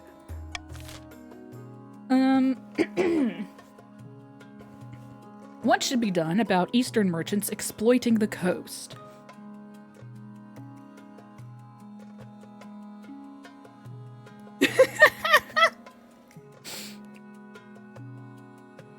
Think of all the experiments you can afford, Viz. Option A, kick out the counts and put trading companies back in coastal hands. This raises defiance, presumably for the counts. Has effects on wealth and trade. Presumably, wealth and trade goes up for the patricians and down for the counts. Option B, the monarch will buy up the eastern trading companies. This would lower the treasury by 1,500. If it wasn't vetoed. Would also have effects on, you know, other stuff. Who cares really? That option is just... Who needs it? I don't. Option C! That's just business, baby. Presumably decreases defiance for the counts, which is already at 0, and raises defiance for the patricians, increasing trade and wealth for the counts as well. Option B has been vetoed by your magnanimous monarch, and voting will commence in 3, 2, 1...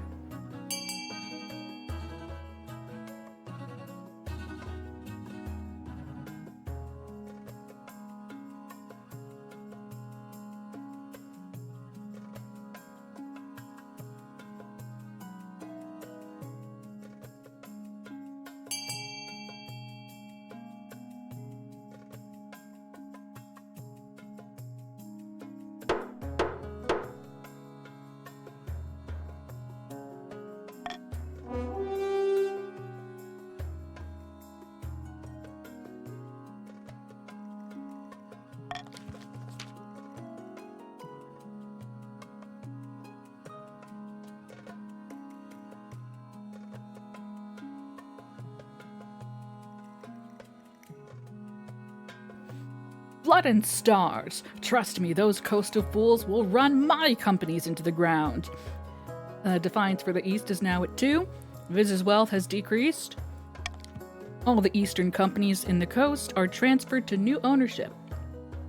Wine cellars, jewelers, gold mines, perfumeries. Trade in the east has gone down to 7. And Dark Life's wealth has increased once again. I am eating a plain untoasted bagel because I'm a heathen. It all goes to Lord Patrician Dark Life 67. As the months pass, it becomes evident that Countess Viz was wrong.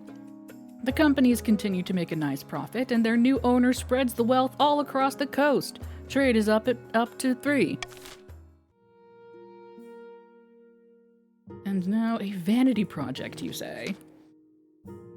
The chief architect bustles into your office carrying an armful of parchment. Statues can be torn down. Paintings can be burned. Don't you think it's time you left a lasting mark on this kingdom?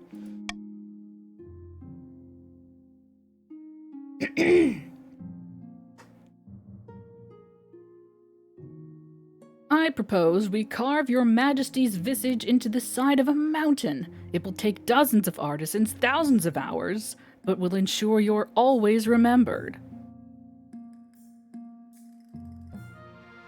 Ridiculous. You call yourself an architect. Well, I went to university and everything. You call a vote to discuss this outrageous plan. A mountainside carved in your likeness will surely get people talking, but it'll take time and a lot of gold. The treasury is too low! Wait, no, shit. Oh shit, no. Wait, fuck, no.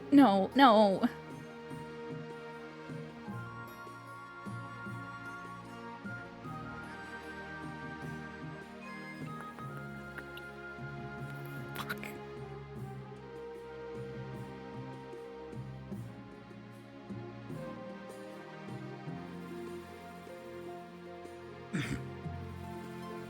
Option A. Go ahead with the project, it'll be a wonder of the world. Minus 2,000 treasury.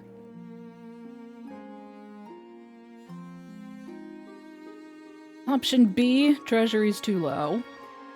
Option C, yes, and the nobles will fund it. Minus a bunch of wealth for the nobles. Raise defiance. Option D, this is an idea best left forgotten. Boost to trade, though. Boost to trade.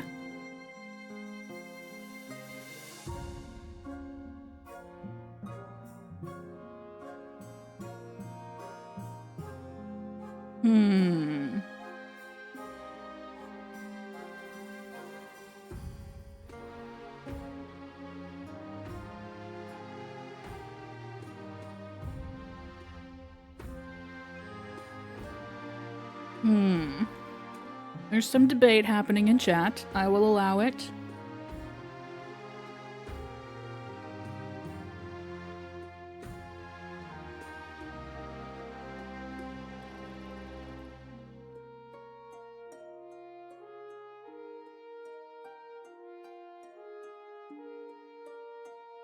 You know, it is about the economy. You're so right, Mittens. We need to boost our economy.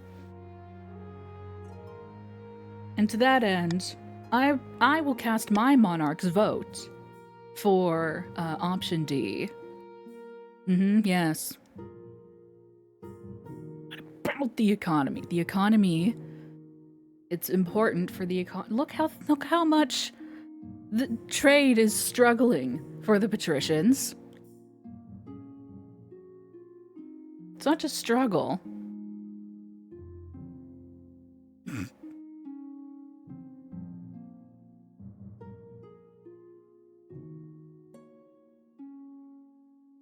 Voting will commence with the monarch's vote on option D. Voting will commence in 3, 2, 1.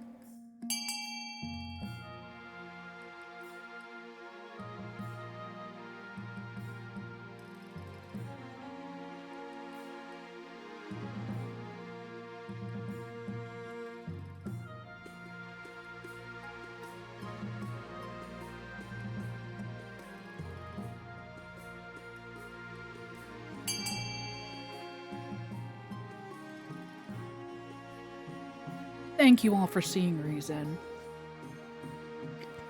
I will say, because of the points at the bottom of the the banners for these two, I thought they somehow managed... I thought it was pointing down, and they somehow managed to vote for option B. Like, no. Voting is closed! Who needs it? When the results of the vote are announced, the chief architect sighs in disappointment. Oh well, I suppose I'll have to focus my work elsewhere.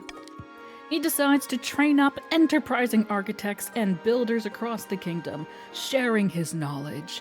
Many of the nobles make use of this new expertise to renovate their estates. Oh, look at that. Trade across the kingdom is up.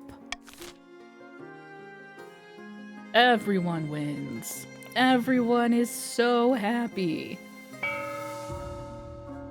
Ah, and the auction! Alrighty. For the benefit of the counts, we have option A grand bazaar, which will increase trade. That good old classic, the library, which will increase stability by 1. Option B. Option C for cathedral, will give the grandees +1 faith, but who needs that really? When you could have something else, not including option D, which is a theater for -1 authority. Option E for the patricians is an aqueduct that will increase farming by 1. And option F for the patricians is a deer park that will decrease farming by 1. Discuss amongst yourselves. I'm going to finish my bagel.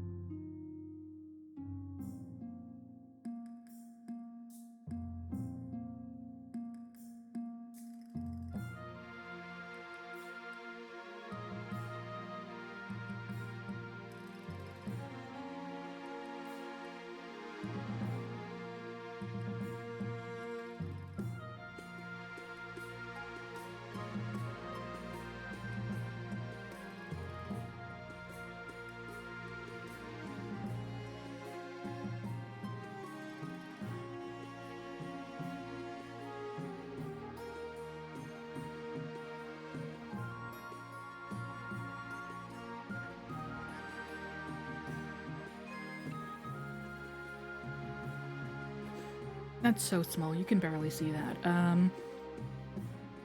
But yes, Jeb has 700 wealth.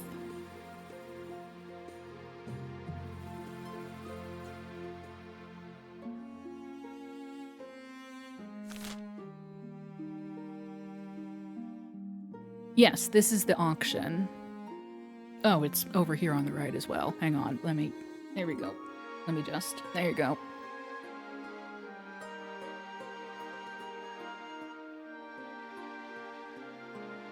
No, it's not open yet. Not yet. I will tell you when the... Are we ready? Are we ready for the auction?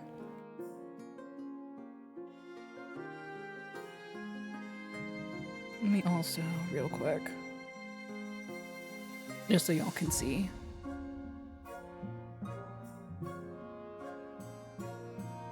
Okay.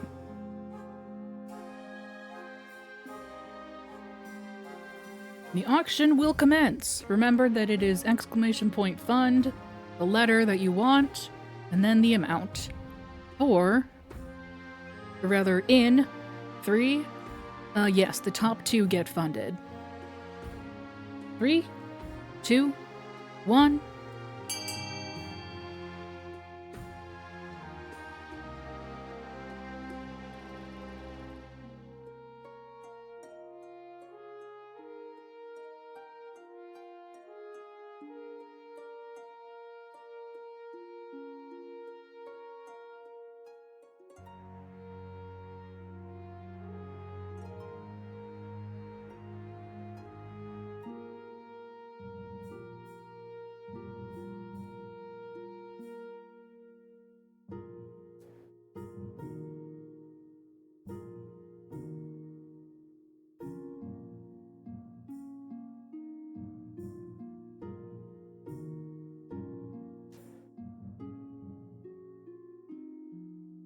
Nice.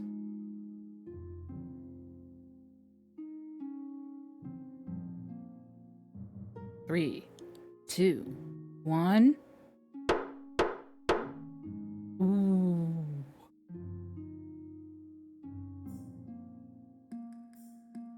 God, man. Nice, but also, heck. Buildings funded. For the cathedral, which increases faith for the grandees by 1. And the aqueduct, which increases farming for the patricians by 1.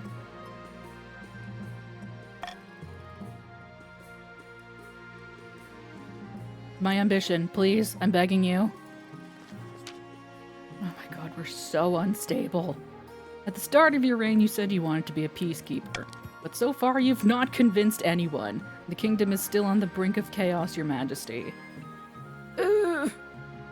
Defiance has gone up across the land. Your current ambition isn't working out for you. You need to stop the nobles from overthrowing you, pivot, change your image. Other advisors have some ideas. I bet they do. Crush these disloyal nobles, smash their armies, and force them to submit. Help us spread the zeal of the ninth god. The church will lend our full support. Uh-huh. Declare war on the Ashmedian Empire. The nobles will forget their schemes if you win. The Scepter of Sages, a lost artifact. Any monarch who recovers it will rule over a golden age.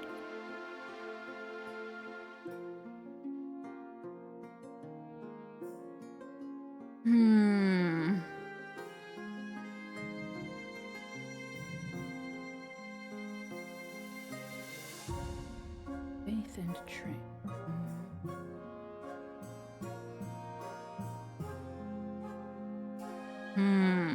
Well, our authority isn't great either. Neither is our military.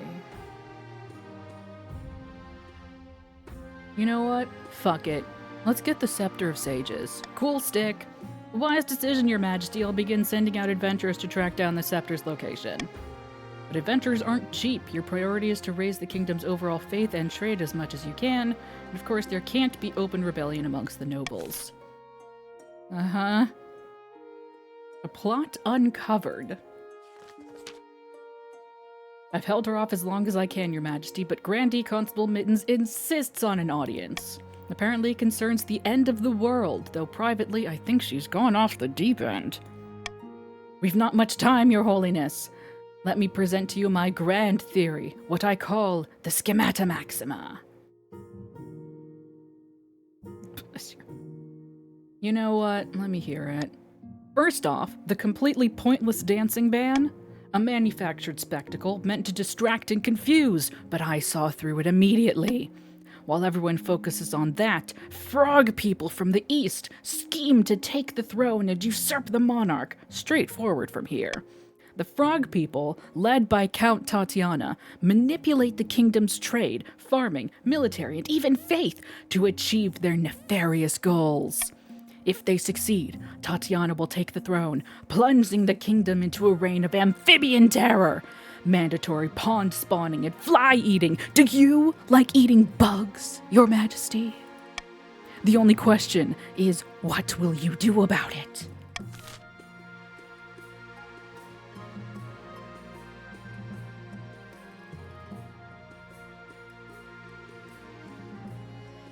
I should have just kicked you out. I should have just kicked you out. I should have just kicked you out.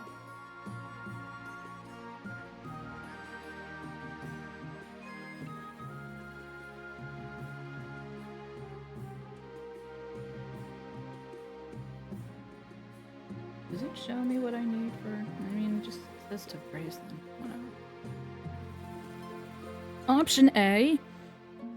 Do absolutely nothing. This lowers stability. Option B. Arrest this fool. Option C. Investigate fully. Arrest this fool increases authority. And option C. Decreases authority. That's very true, Viz. Okay, well. In the interest of fairness, I will remind everyone that decreasing authority down to 4 would make it so that the grandees could start a rebellion. Because their defiance would be greater than both authority and stability.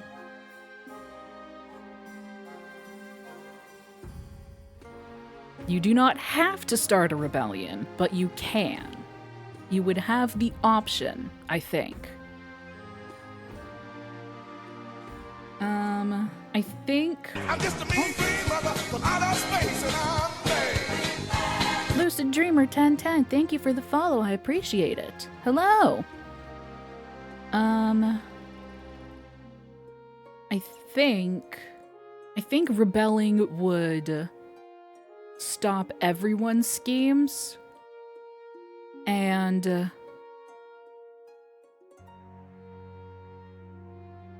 I don't remember. I think it would stop everyone's schemes and also my ambition.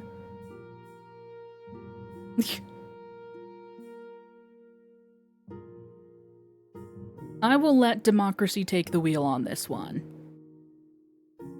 I will leave it entirely up to you. I will not use any of my laws of the land.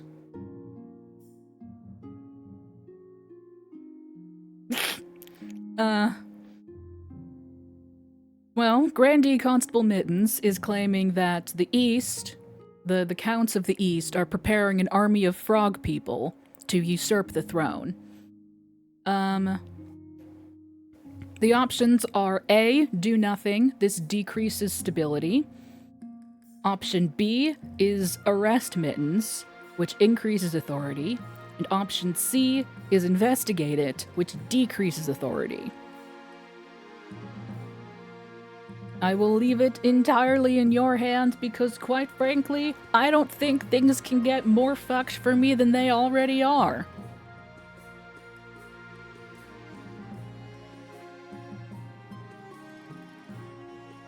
Voting will commence in 3, 2, 1.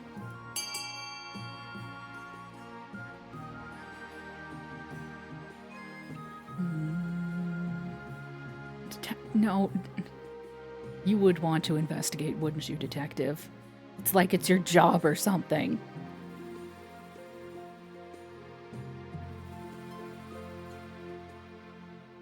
You can only vote after you have joined the game, which you do so, exclamation point join, followed by your pronouns.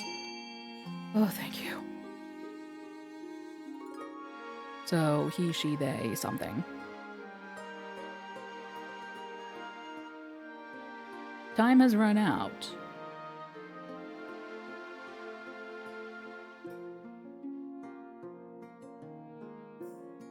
Have you joined?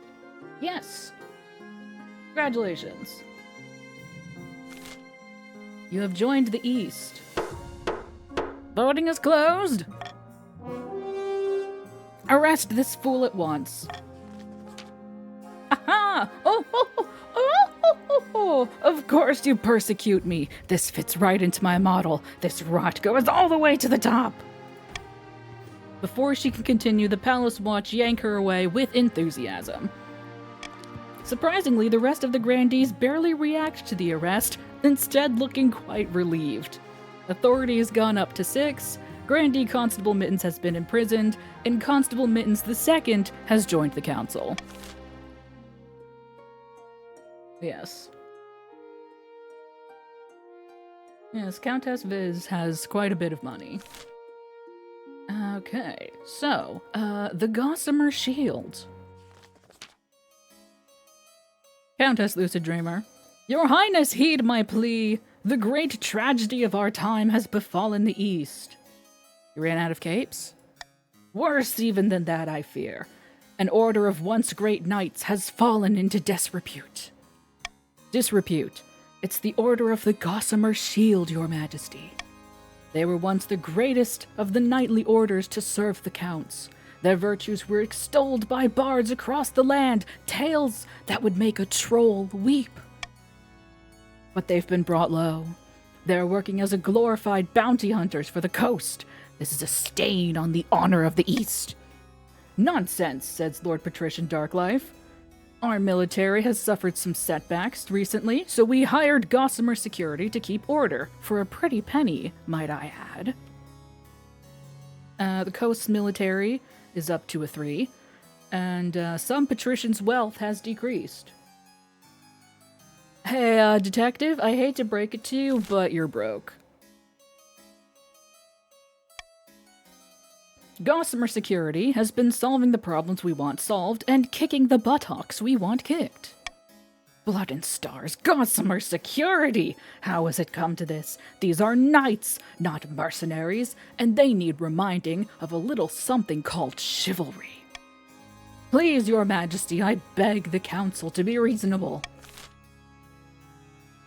Should the Order of the Gossamer Shield be recalled and reformed to its former glory? Option A, recall the order and restore its courtly dignity. This has a varying effect on Defiance. It lowers stability, lowers someone's wealth by 300, and decreases farming. Option B, invest in Gossamer Security to help protect the coast. Minus 600 to the treasury.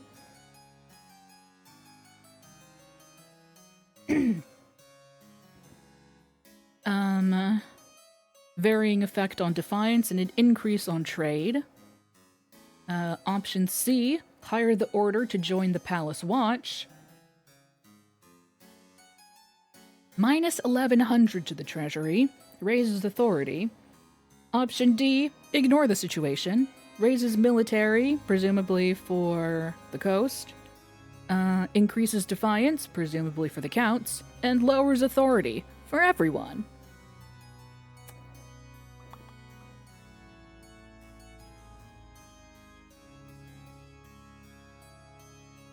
One second, I need to calculate something here.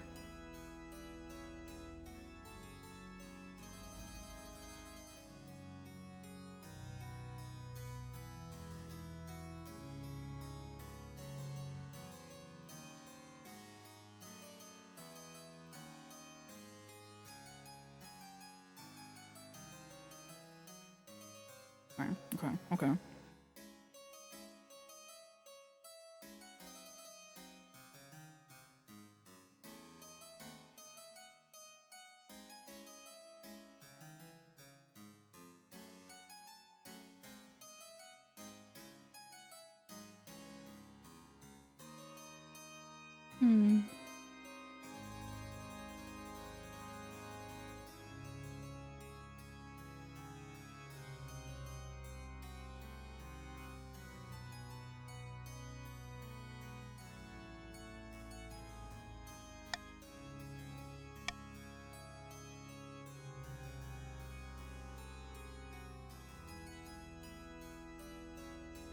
Wouldn't that just be so funny if I used my royal gamble on option B, thus negating the effect it would have on the treasury if y'all voted for it? Wouldn't that be so funny if I did that? It'd be a really great prank.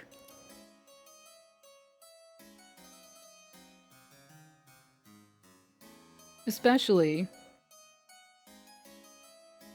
Well, no, never mind. It'd be really funny. So funny.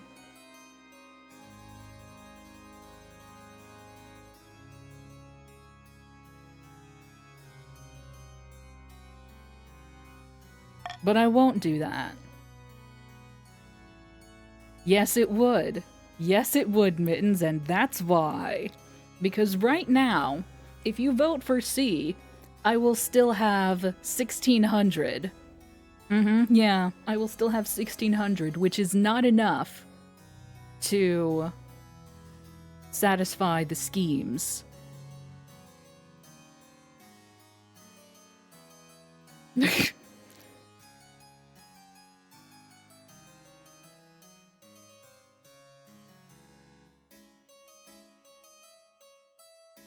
Yeah, I am thinking that.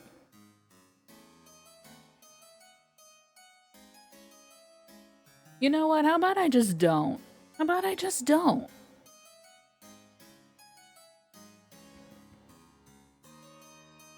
I will use... I will use none of my laws. Voting will commence in 3, 2, 1.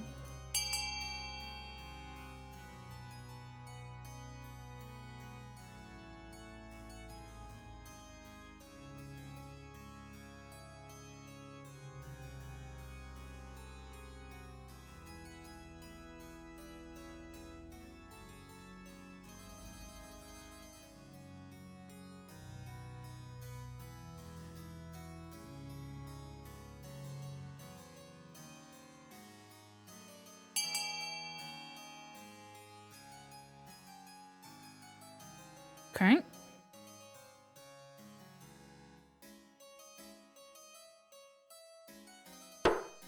Voting is closed. Invest in Gossamer security to help protect the coast. Blood and stars. This is an insult to the culture and heritage of the East. Treasury is at 2100. Excuse me. Defiance in the East has gone up to 4. The patricians are pleased to have retained Gossamer Security's help in keeping the peace. They praise your wise judgment. Trade has gone up on the coast, and defiance has gone down.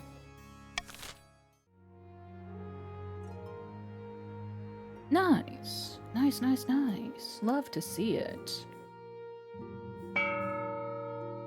Ah, yes. Taxes. Oh boy, oh boy, oh boy. Tax season, my favorite. The grandees discover a cheap method of making dyes, saving 500 wealth. The other nobles gain 200 wealth. There you go. See, y'all got some bonuses.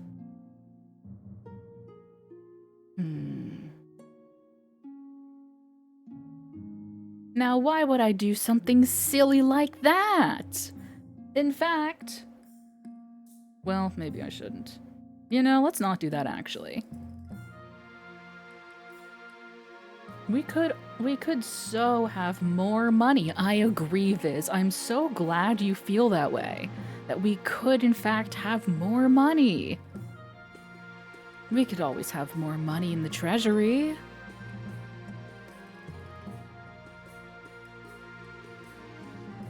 No.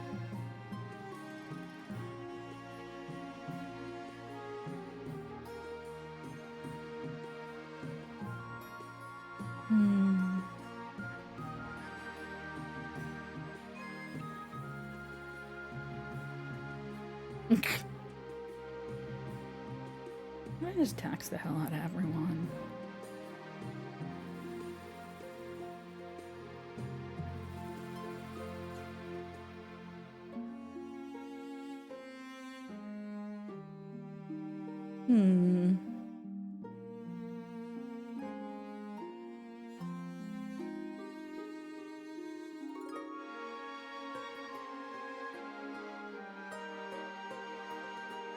I dare say I like this plan.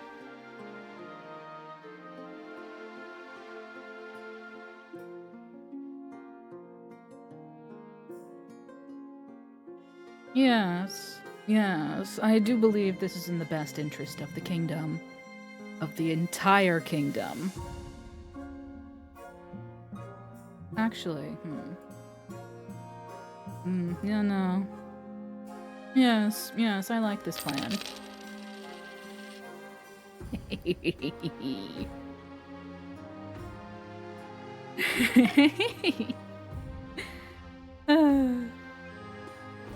Oh, the Scepter of Sages. Your Majesty, I have the most exciting news. Our hired adventurers have discovered an ancient manuscript hidden deep beneath the mountains. It speaks of the Scepter of Sages, and it was written by Queen Alma herself. Worried about what would happen to the kingdom after she died, she hid the Scepter of Sages so her enemies couldn't find it. Good work, treasurer. And it's in a warren of caves within the Blackwelled Forest, Your Majesty, near to the capital. It's been under our noses this entire time. I've taken the liberty of sending out more adventurers. They'll clear the area and get inside. Hopefully it's not too dangerous. It is their job. I'm sure they'll be fine. As soon as the adventurers return, the treasurer comes to tell you the news. 70% check on trade. Have they found anything? Are you kidding me? Oh my god. We failed a 70%? What do you mean? Oh my god. You know what? Those traders were from the patricians. You rolled better than I did.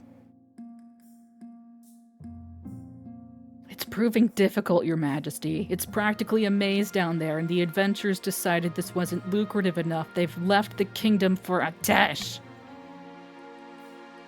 What are adventurers for if not crawling around in caves? My thoughts exactly, Your Majesty. I'll see what I can do. There are plenty of others we can hire for the job. To improve your chances of victory, focus on increasing decrease in difficulty with each. Man.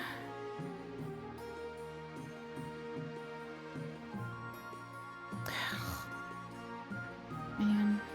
A little overbearing. For the coast. Your esteemed highness! Urgent business from the coast. Gossamer Security has been protecting us well enough. But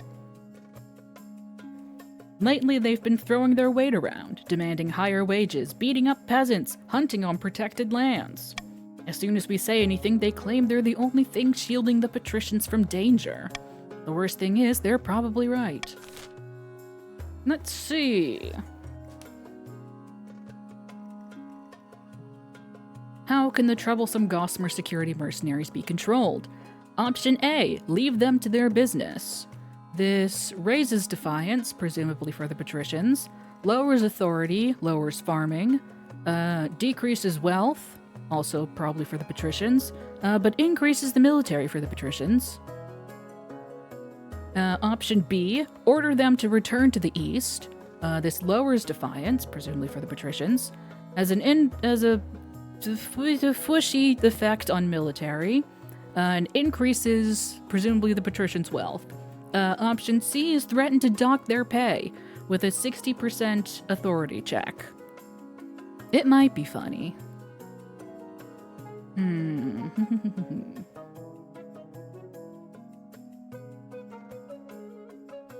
Yeah, gambling is fun. I will leave it entirely in your hands, my loyal council. Voting will commence in 3, 2, 1.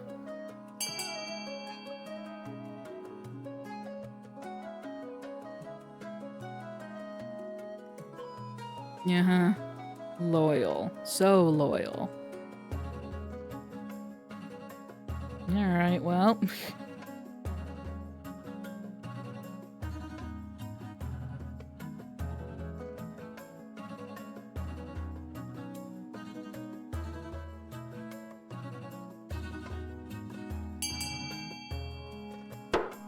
Voting is closed. We gamba. Yes. The Gossamer Security mercenaries quickly fall into line, cowed by your fearsome reputation. I am the lion, after all. Overcome with relief, the patricians praise the council's good judgment. Military has gone up, defiance has gone down. Nice. Meanwhile, coastal fishing thrives, free of pirates. Oh my gosh. Finally got rid of the pirates. Let's go. Farming is up. Nice, dude. And in the east, a prediction. Your Majesty, excellent news from beyond the sky. As your highness knows, I'm an amateur astronomer. I have seen that a solar eclipse is on its way, visible from the east. We must encourage the kingdom to gather beneath the dark sun and experience this once-in-a-lifetime event. By the 9th, nay! An eclipse is a warning from the 9th god, a sign that the kingdom has fallen to shadow. Hello, Constable Mittens II. I see you take after your mother. All the nobles start talking at once. Some are excited, some horrified, but all are very loud.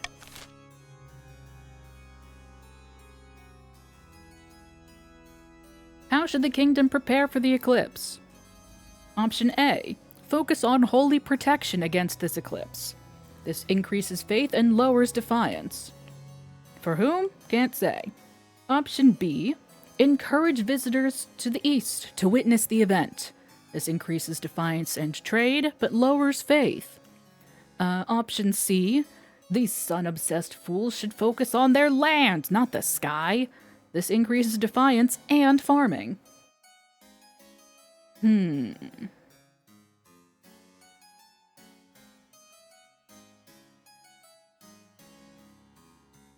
I don't know, Viz.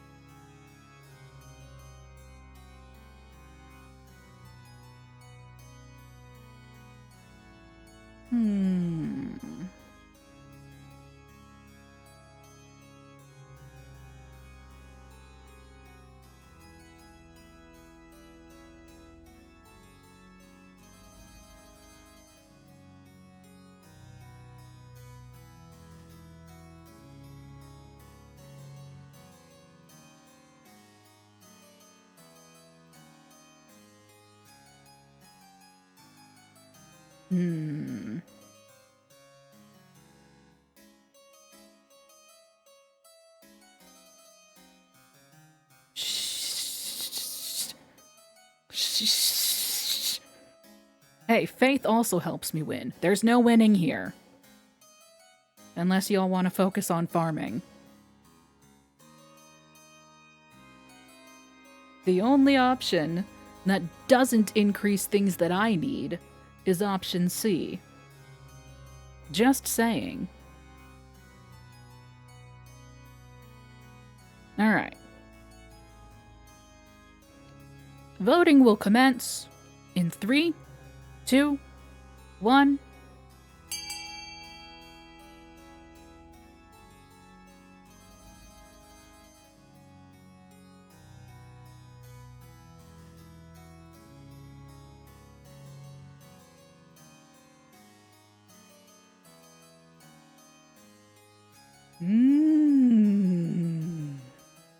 Intéressant.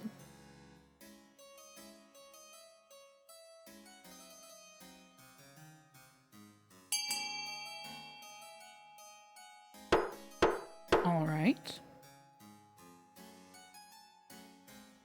Oh, I wish it would show me.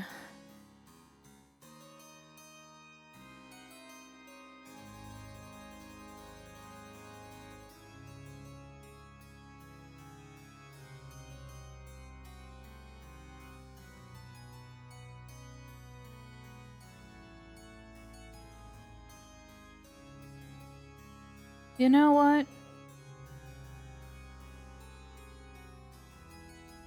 Yeah, I think we should. I think we should go witness the eclipse. I think we should definitely go witness the eclipse.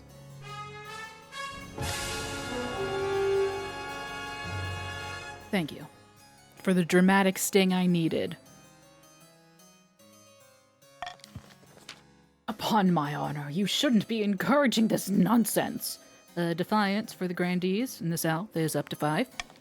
As word gets out about the impending solar event, visitors from across the kingdom drift over to the east. Trade is now at a 9 for the east.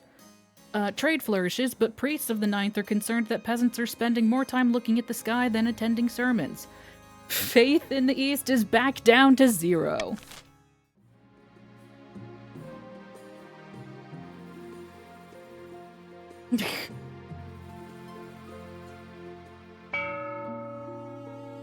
Okay, let's see. Oh no. Anonymous voting? Oh no. Oh no. Oh no. Oh, I don't like that. No, I don't like that at all. No. Oh no, no. No, I think not. You know what? I don't know if the royal gamble's been really working out for me, so let's go back to golden choice. Bribery. Bribery is an excellent option. Where's the thing? Okay, what? Oh, there we go. That's the chime. Everybody get up and stretch.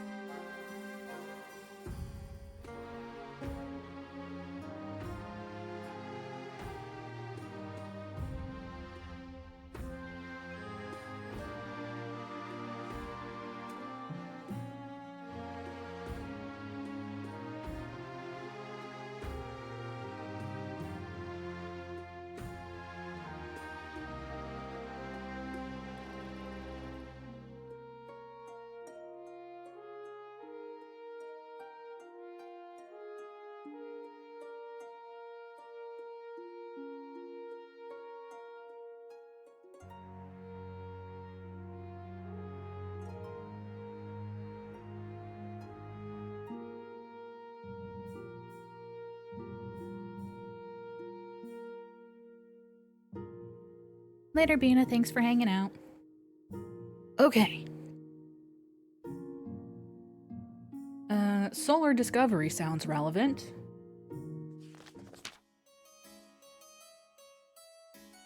Your esteemed highness, while scouting the east for a prime eclipse viewing spot, my servants discovered a portal. It's a shimmering shadow hanging in the air, about the size of a door. We threw a rock in and it returned as a slab of polished obsidian. Is that good? How should I know? Naturally, I sent one of my servants through next. They saw a red wasteland beneath a sky whose color defied description. I recall a tale from my childhood of such a land, where fairy beings gave vast riches to those brave enough to visit. Riches, you say? This portal is on my land, so I have the rights to any riches it may contain. But I discovered it! Well, my servants did. Great treasure lies beyond, I'm sure of it. Who should be allowed to explore the portal when the eclipse comes? Okay.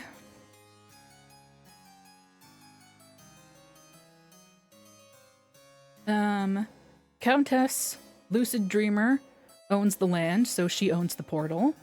Option A. Option B. Dark Life discovered it, so he can explore it. Option C. Whoever has the most money should hire an adventurer to explore. I have no stake in this. Discuss amongst yourselves. Voting will commence in 3, 2, 1. I think I have discovered that the vote can stay open. The timer is just like a cutoff point where I can end the vote.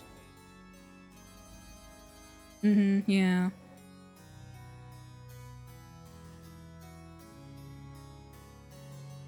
Yeah.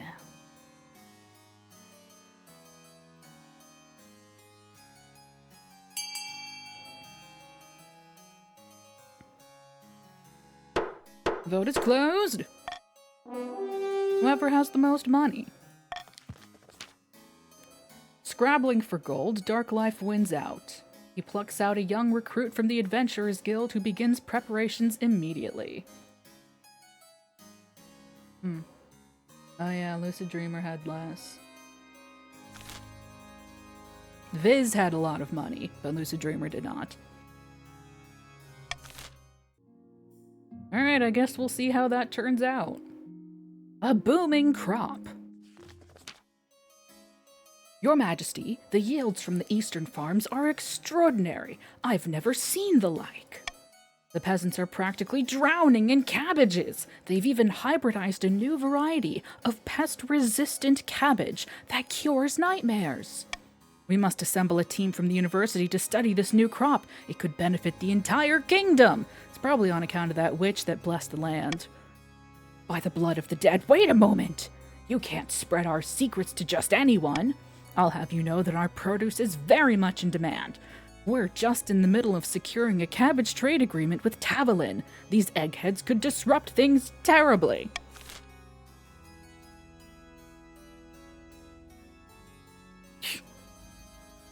The cabbages! Option A. Pay the counts to accommodate the scholars. This lowers the treasury by 900. The counts get 150 wealth. Has a disparate effect on defiance. Forgot the word. And raises farming. Option B. Prohibit the scholars and fast-track the Tavalin deal. Disparate effect on defiance. Increases trade, lowers farming. Option C.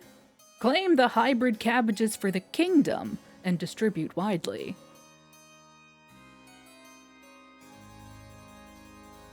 Which increases stability and defiance. Unfortunately, I, the monarch, have decided that we can't afford to pay the counts. And therefore, we can't let that happen. No. Option A has been vetoed.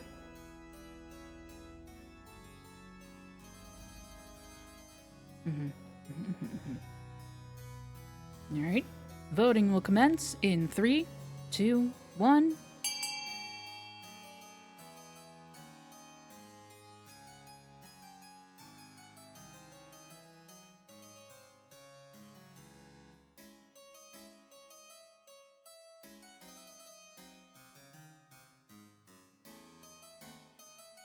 Go.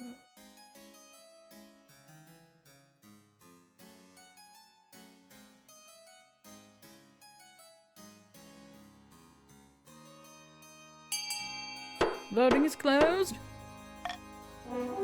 Claim the hybrid cabbages for the kingdom. Peasants across the land start thinking that you invented the marvelous Palace's cabbage that begins thriving throughout the kingdom. You become known as Palace the Gardener. Nice. Stability is now civil. As for the counts, they're most affronted, citing trade secrets. They'd been planning to name it something like Cabbage of Eastern Tranquility. But Palace's cabbage has a better ring to it, and the council has spoken. Ooh-wee-ha, about that defiance. Listen, you don't want to rebel. You don't want to rebel. That would cause so much disruption to everyone's everything, including yours. You don't want that. You don't want that. A mercantile complaint to the south. Your Majesty, the richest merchants in the south have bribed the grandees to give them an exclusive charter. They now control all trade of perfumes and dyes, the south's most valuable goods. It's a monopoly, Your Majesty. They're scamming the public by fixing prices, pushing smaller traders like myself out of business. Something must be done.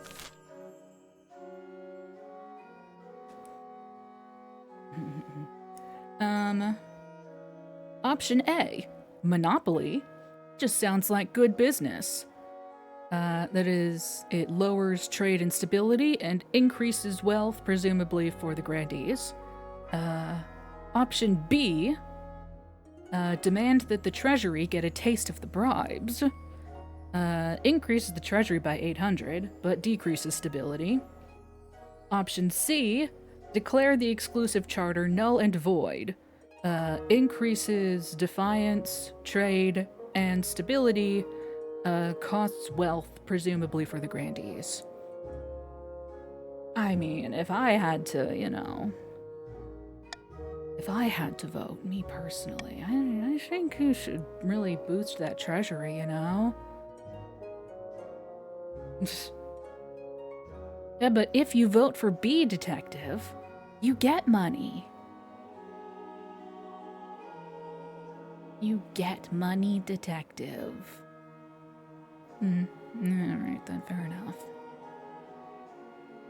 I am using my Monarch's Golden Choice on option B.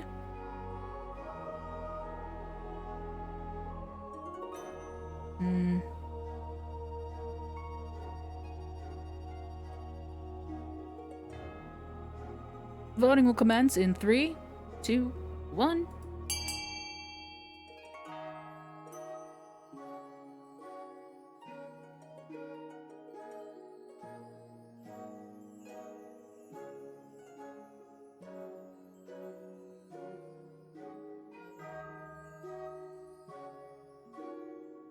I think rebellion is optional, though, is the thing.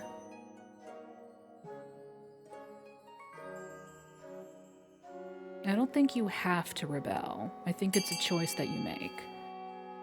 But having defiance that's higher than authority and stability gives you the option to rebel.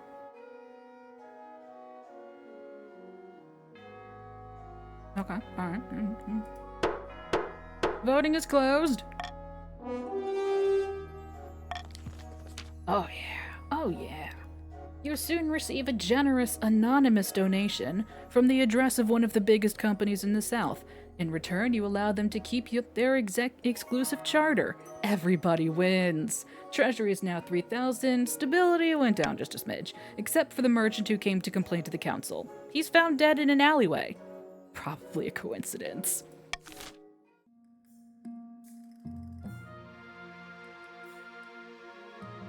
Let it be known, kids. Lobbying works. Pay your elected officials. They'll like you better.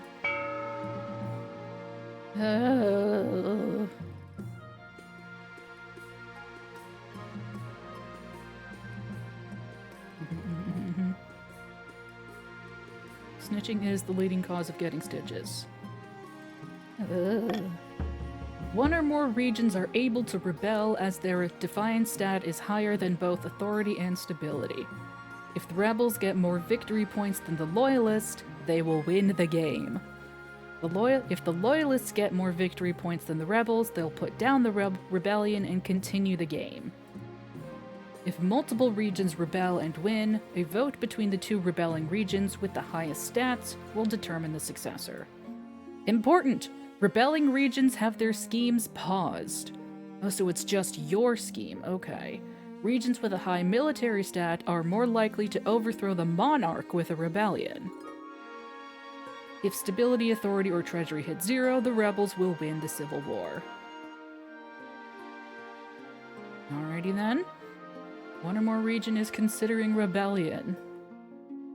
Stop the region from advancing their scheme, and they can't be taxed or take part in normal votes.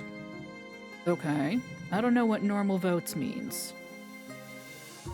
Maybe just like the regular, I don't know. Counts of the East. If you type !rebel, you can vote to start a rebellion.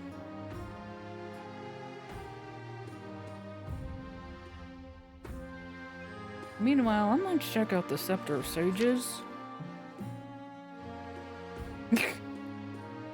Sent more adventurers. Have they found anything? 90% trade? Most delightful news. Yes. The adventurers have found a golden door beneath the forest which matches the description in Queen Alma's manuscript. A golden door? Break the hinges and sell it. Wonderful! The scepter should be hidden within, but the Scepter of Sages can be found only by a monarch who is strong of purpose and true of heart. How do you prove it?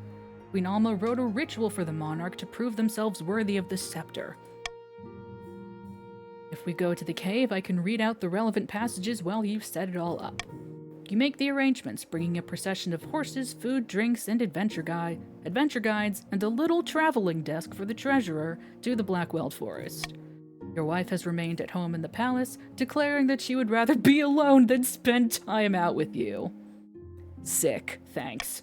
The adventurers lead you inside the cave, holding flaming torches to light your way. Soon the tunnel grows horribly cramped and you bend double to squeeze through. You walk for what feels like hours. Just as you might have lost hope, you reach a golden door, exactly as the adventurers described. It will only open for the faithful. Close your eyes, Your Majesty. Concentrate. Oh, a 60% chance to potentially win this right now. A bright golden light flares behind your eyes, but you keep your breath steady. Is this it? You hear the door rumble open. When you open your eyes, the tunnel ahead is utterly dark. Even the torches do not illuminate it. As soon as you step into the chamber, the torches snuff out. A hideous scream echoes from below. The adventurers scramble into a protective stance, while the treasurer wails. Oh, this is awful, dreadful. I should have stayed in my office. We're meant to be here. Sorry, I'll stay calm. You put out your hands and feel your way along the wall. Then your fingers touch something. Could this be it? As you grip the scepter, it glows gold, chasing away the dark shadows of the chamber. It looks like a simple wooden staff like any peasant might use for walking, but the glow is as bright as the sun. It's the scepter. Your Majesty, you've done it! I need a bath. I absolutely agree. I'm not leaving the palace again for a long time. First, we need to call the nobles and tell them the good news! Bearing the scepter, you make your way through the tunnels and back into the sunlit forest. As soon as you return to the capital, you call the nobles to the council hall. You know what? Nah, fuck it. We all want to go to bed. Make the announcement. The treasurer holds a velvet cushion upon which the Scepter of Sages sits. It looks small and ordinary, but you sense the weight of its history. Camilla strolls at your side, smiling at each noble as you pass. Behind you, your heir, Pallas II, toddles along, hand in hand with her governess. What's going on, Your Majesty? Why have we been brought here? Well, we haven't seen Countess Viz in, like, forever. I have some good news. For me. The nobles fall silent as you ascend to your throne and settle yourself comfortably. So true, Viz. Monarch Pallas has descended to the darkest depths of the Blackweld Forest and retrieved the Scepter of Sages. Excited and worried whispers ripple around the council hall. As the bearer of the Scepter of Sages, the monarch has sealed their destiny as Monarch Palace the Enlightened. How do we know it's real? It could be any old staff. You pick up the scepter. The scepter begins to glow, bathing the council hall in warm golden light. The nobles gasp and fall silent. Beside you, Pallas II claps her hands in delight. Yay! It's rather beautiful, isn't it? Shut up, Camilla. It becomes clear that even the grumpiest of nobles will never dare speak against you while you bear the Scepter of Sages. Finally, you are secure in your throne and your kingdom. Your victory is here, but your future has only just begun. Yay! Yay!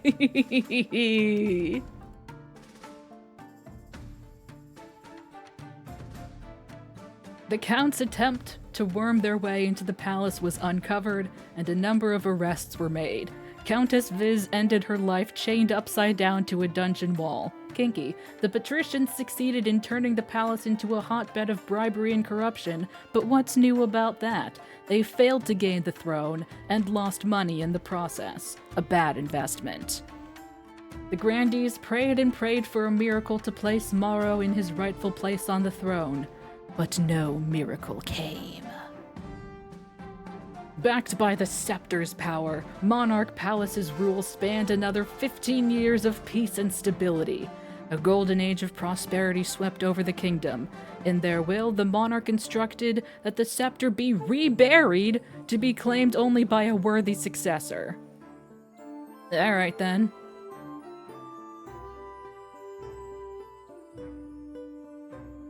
Yay! Monarch Palace the Lion, the Gardener, the Enlightened. Yay! Screenshot. Yay! The Maudlin, yes.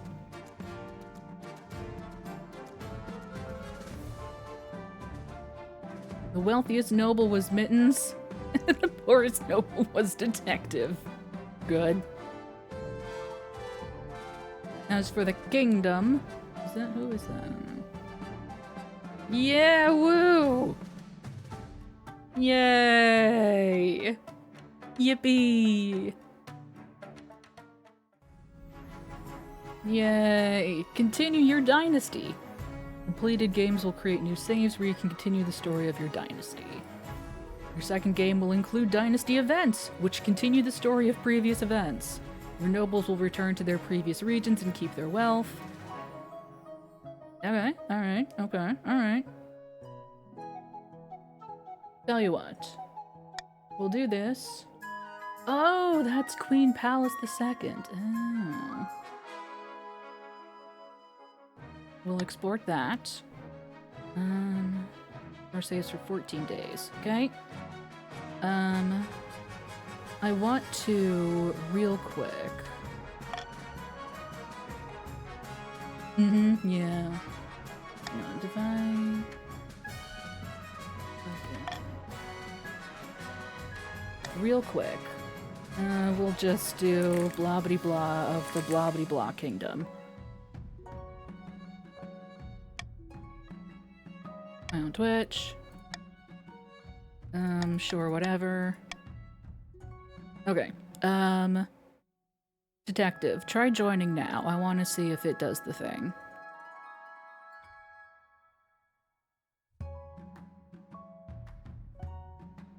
Yes, you now have a fancy name tag. Is this your gentleman?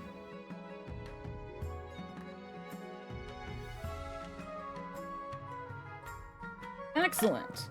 We've worked that out. Okie dokie.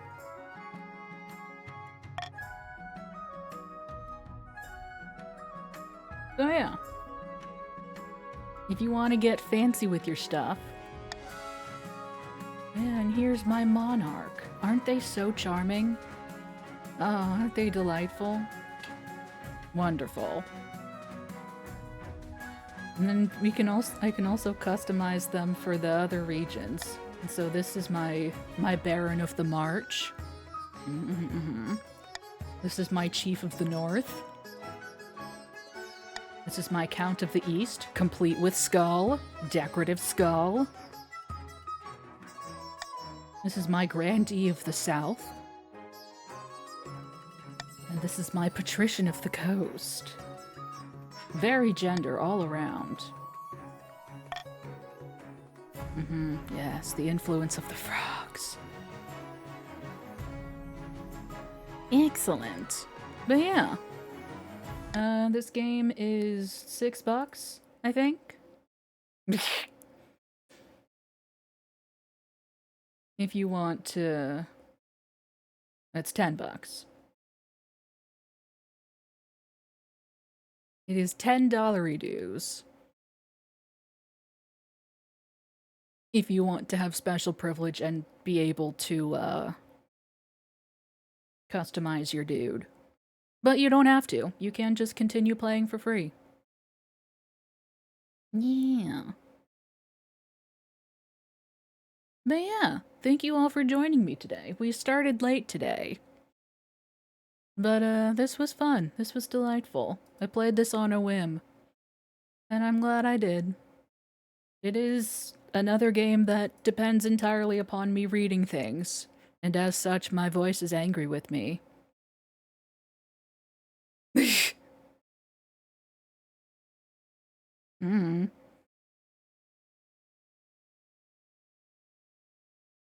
But, yeah.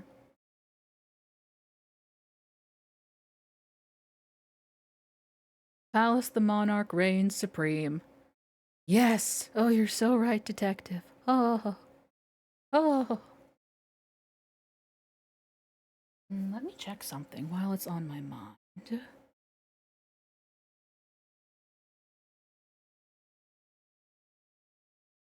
Okay. So...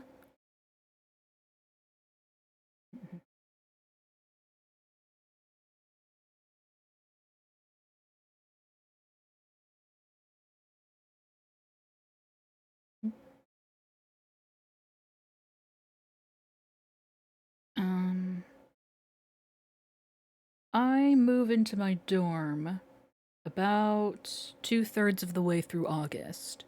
And as such, the final Saturday before I once again become a full-time student is August the 16th. That is the final Saturday for the foreseeable future. It's the 16th of August. It's the Palapocalypse.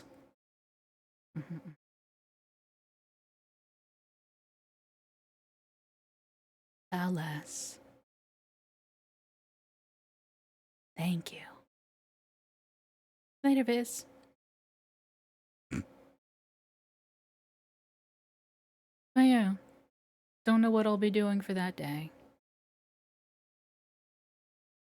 But it will not be a goodbye. It shall be a see you later.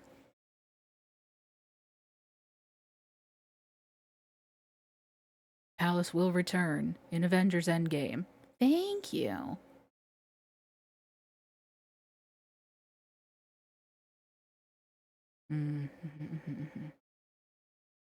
Oh yeah. Yes, we're all going to bed now. Maybe, depending on your time zone. Most of us are going to bed now. And as such, I will see you next week. Sometime next week. Well, sometime this week. It's technically Sunday now. Who knows? Maybe I'll do a surprise weekday stream now that I have the house to myself. Who knows? That'll be fun and exciting.